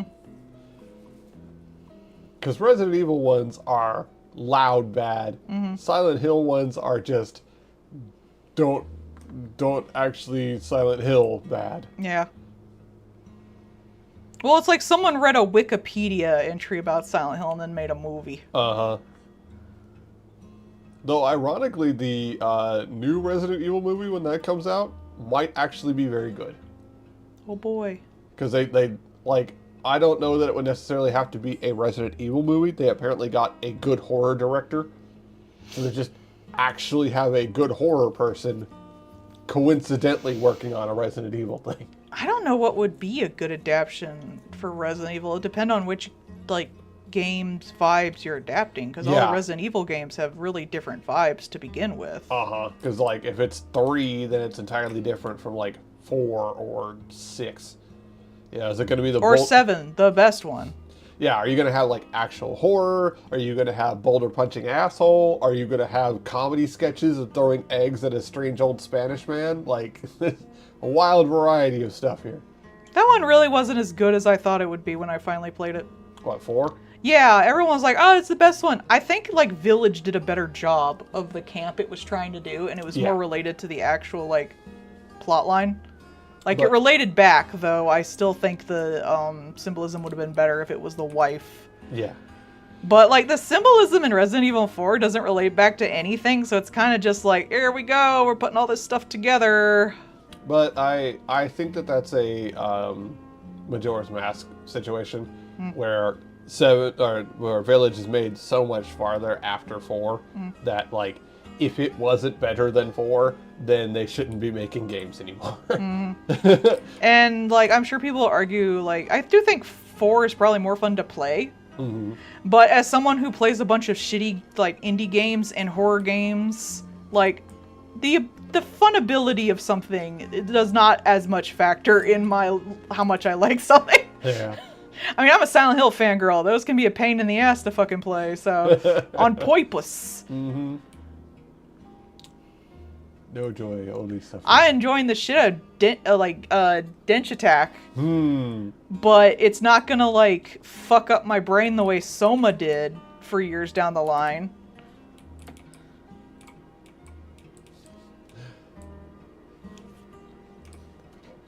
Meanwhile, Silent Hill F. I love Silent Hill F. That was kind of chunky to play. So like, especially like later on, they did some bad choices, I think, putting too much combat in. But goddamn, that thing was fucking beautiful. I knew it was gonna be the moment I saw the first trailer. Yeah. I was like, oh my god. Like, I was like, these guys understand fucking doing horror games in the current climate with the current tech. Yeah. I have never seen like even the Resident Evil games, the newer ones, like 7 almost gets there. But they never got there as hard as Silent Hill F did, because Silent Hill F was like, oh, we have like really detailed graphics now. You know what we should do with that? We should use it as a form of terror. Yeah. Just the maximalist mushroom shit growing everywhere, like... How it looks like viscera and gore, but it's also beautiful because it's flowers. Yeah. Like it's spider lilies. The meat everywhere of it. It's not even like, there's not even that much like actual like gore and meat in there, because it's mostly like pseudo gore and meat. Yeah. Which you could only really do with like current level tech, which is one of the reasons I was like, oh, finally someone understands, you know, like you really shouldn't be remaking Silent Hill 2 because it entirely relies on the fact that like it's low fidelity to do low its draw shit. distance. And I really don't think, like, a lot of people are like, oh no, this one plays better and stuff like that. I was like, yeah, but it's not the same vibe. It felt like a Death Stranding game without the Death Stranding part. That's what it felt like to me. But Silent Hill F, as soon as I saw the trailer first time it came out, I was like, they get it, they fucking get it. And I feel like no horror game has really had the budget, because like it's Silent Hill, they actually have a budget. Yeah. And has attempted to do that. See, these are the kind of games that it makes me sad we don't have like decent AAA developers anymore, because they're the ones who would make something like this. You can't make Silent Hill F with an indie team. Right. It's just, it's too much work. It's that too needs high def. money and budget Yeah. and time. That doesn't necessarily mean that indie games are worse in any way. They just have to do they can't do this. Yeah, and it's the one thing I felt we've really lost with like big corpo games getting progressively worse, is you can't make something like that. Yeah, like I think that nowadays a Silent Hill 2 could be made by indies. Yeah. Because they would be more concerned about that artistic aesthetic and, you know, the baked-in lighting and things like that. They basically are. Yeah. You know, now that the base level of tech has improved enough that is doable for indies, where, you know, back in the day, that was a major AAA game by a major company. So, but now that tech has improved enough that it's no longer necessary for that, we're able to get so many more and varied stories out of it too, which is really nice. But there's a lot of difference between a PSX looking game and something like Silent Hill F, where like I specifically wanted like the, you know, stuff to be as high a level on there as I could, whereas like usually I tone it down. I was like, I'll take slower gameplay as long as I can look at everything. Because it's so pretty. I want to stare at things and chew on the content. I felt the same way about like Horizon Zero Dawn, though there was like so much foliage. I guess I wish there was more ruins. Mm-hmm. Like that was my only real complaint with that. It's like I wanna be in like a bunch of ruins and see like the high def ruins. Ruins. The remains of society. And that's basically what Silent Hill F did, so. God, it's so pretty. And it's such a pretty place to do it. I'm so glad they picked that area. It was obviously good, correct choices all the way down, which a lot of game people aren't making these days, so it was nice. It was nice to see someone who knew what they were doing and actually made good, educated choices about the game they wanted to make. No thoughts involved. I think like it's the last game I really felt like I could say that about that I've played is like a AAA company made good choices. Yeah. They use their budget and their level of tech wisely and for a good reason, and not just to be like, look how fancy it is. It's more like, this is a story and an aesthetic we can only do with this level of fidelity. Behold the shiny. It's like, ooh, yes. Because even the theming, you know, there's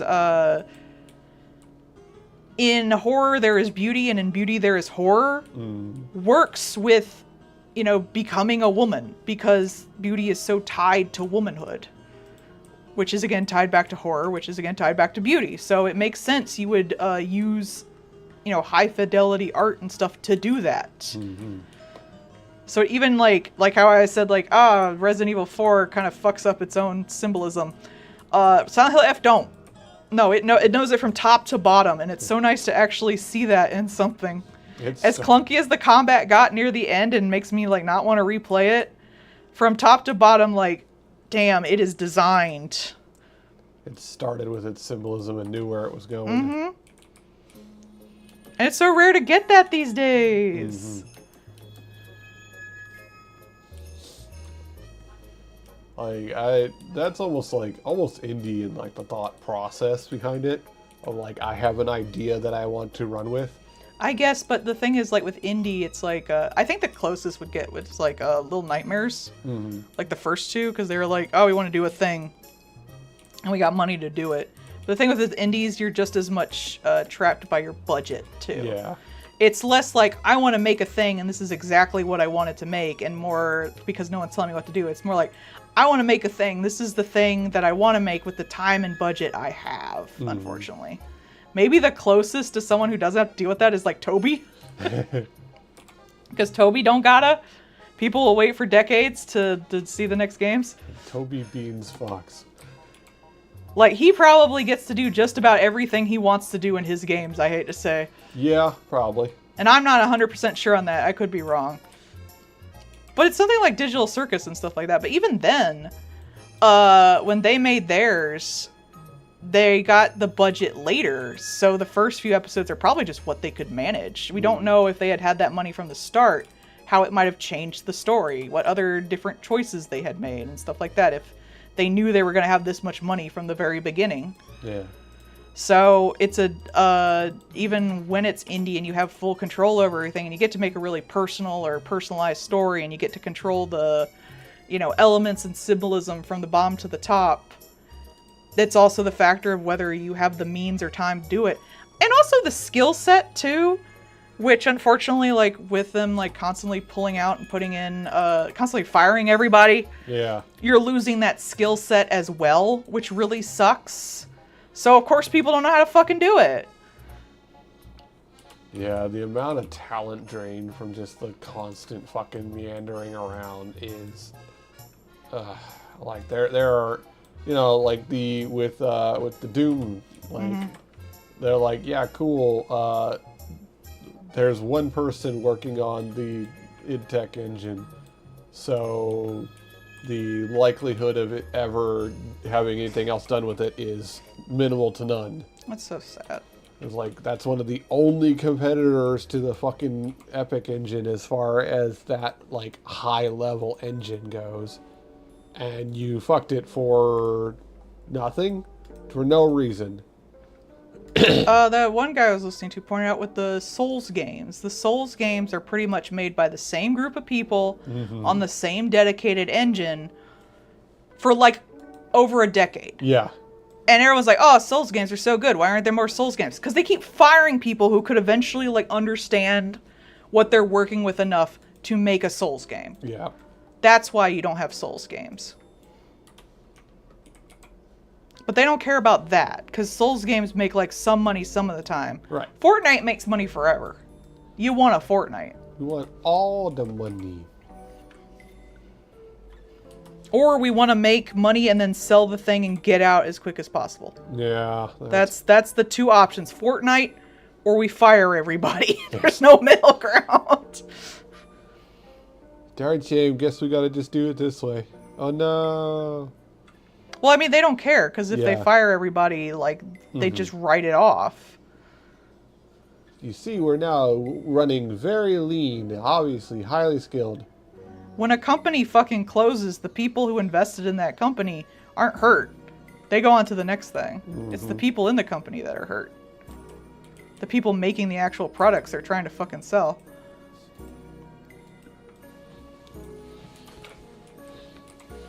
And we got into capitalism bad again, but it is.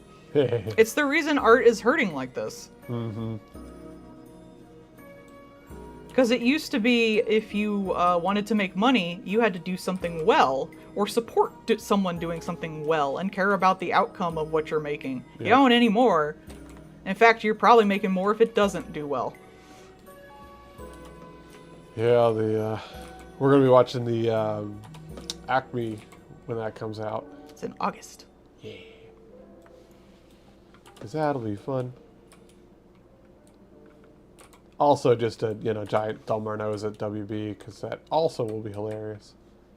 I'd say it's to show them that it can make money, but they don't care. I was gonna say they got paid for it. They already don't care.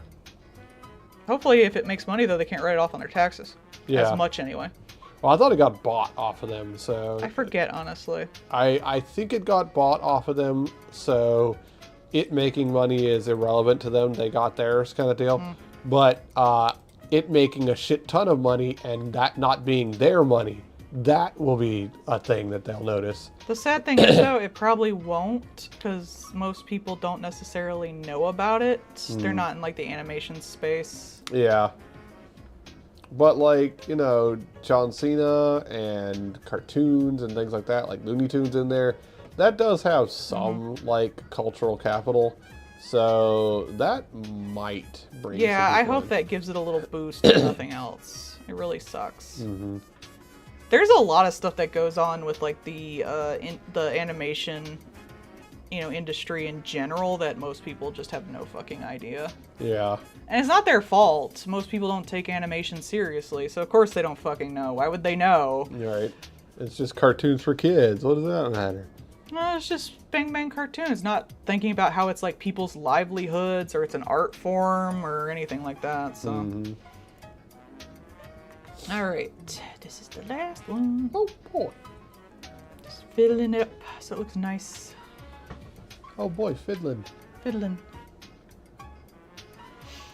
And now we'll get everybody arranged. Fiddling on the rooftop. Fiddler on the roof. Hey. Why is he up there? Who knows? He doing things. Why and does stuff. life do what it do? Who knows? Capitalism. Well, in that one it was fascism, but yeah.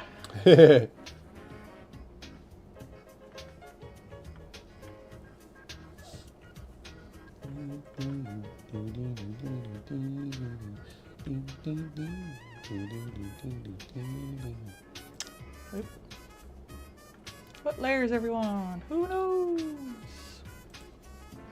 There we go. Okay, that's gonna be all for tonight. Right as the ad ends. I'll see y'all tomorrow. Okay, I love you. Bye-bye. Yeah. Wait. No, it just started. Oh, well. Oh, there you go. Worked towards it.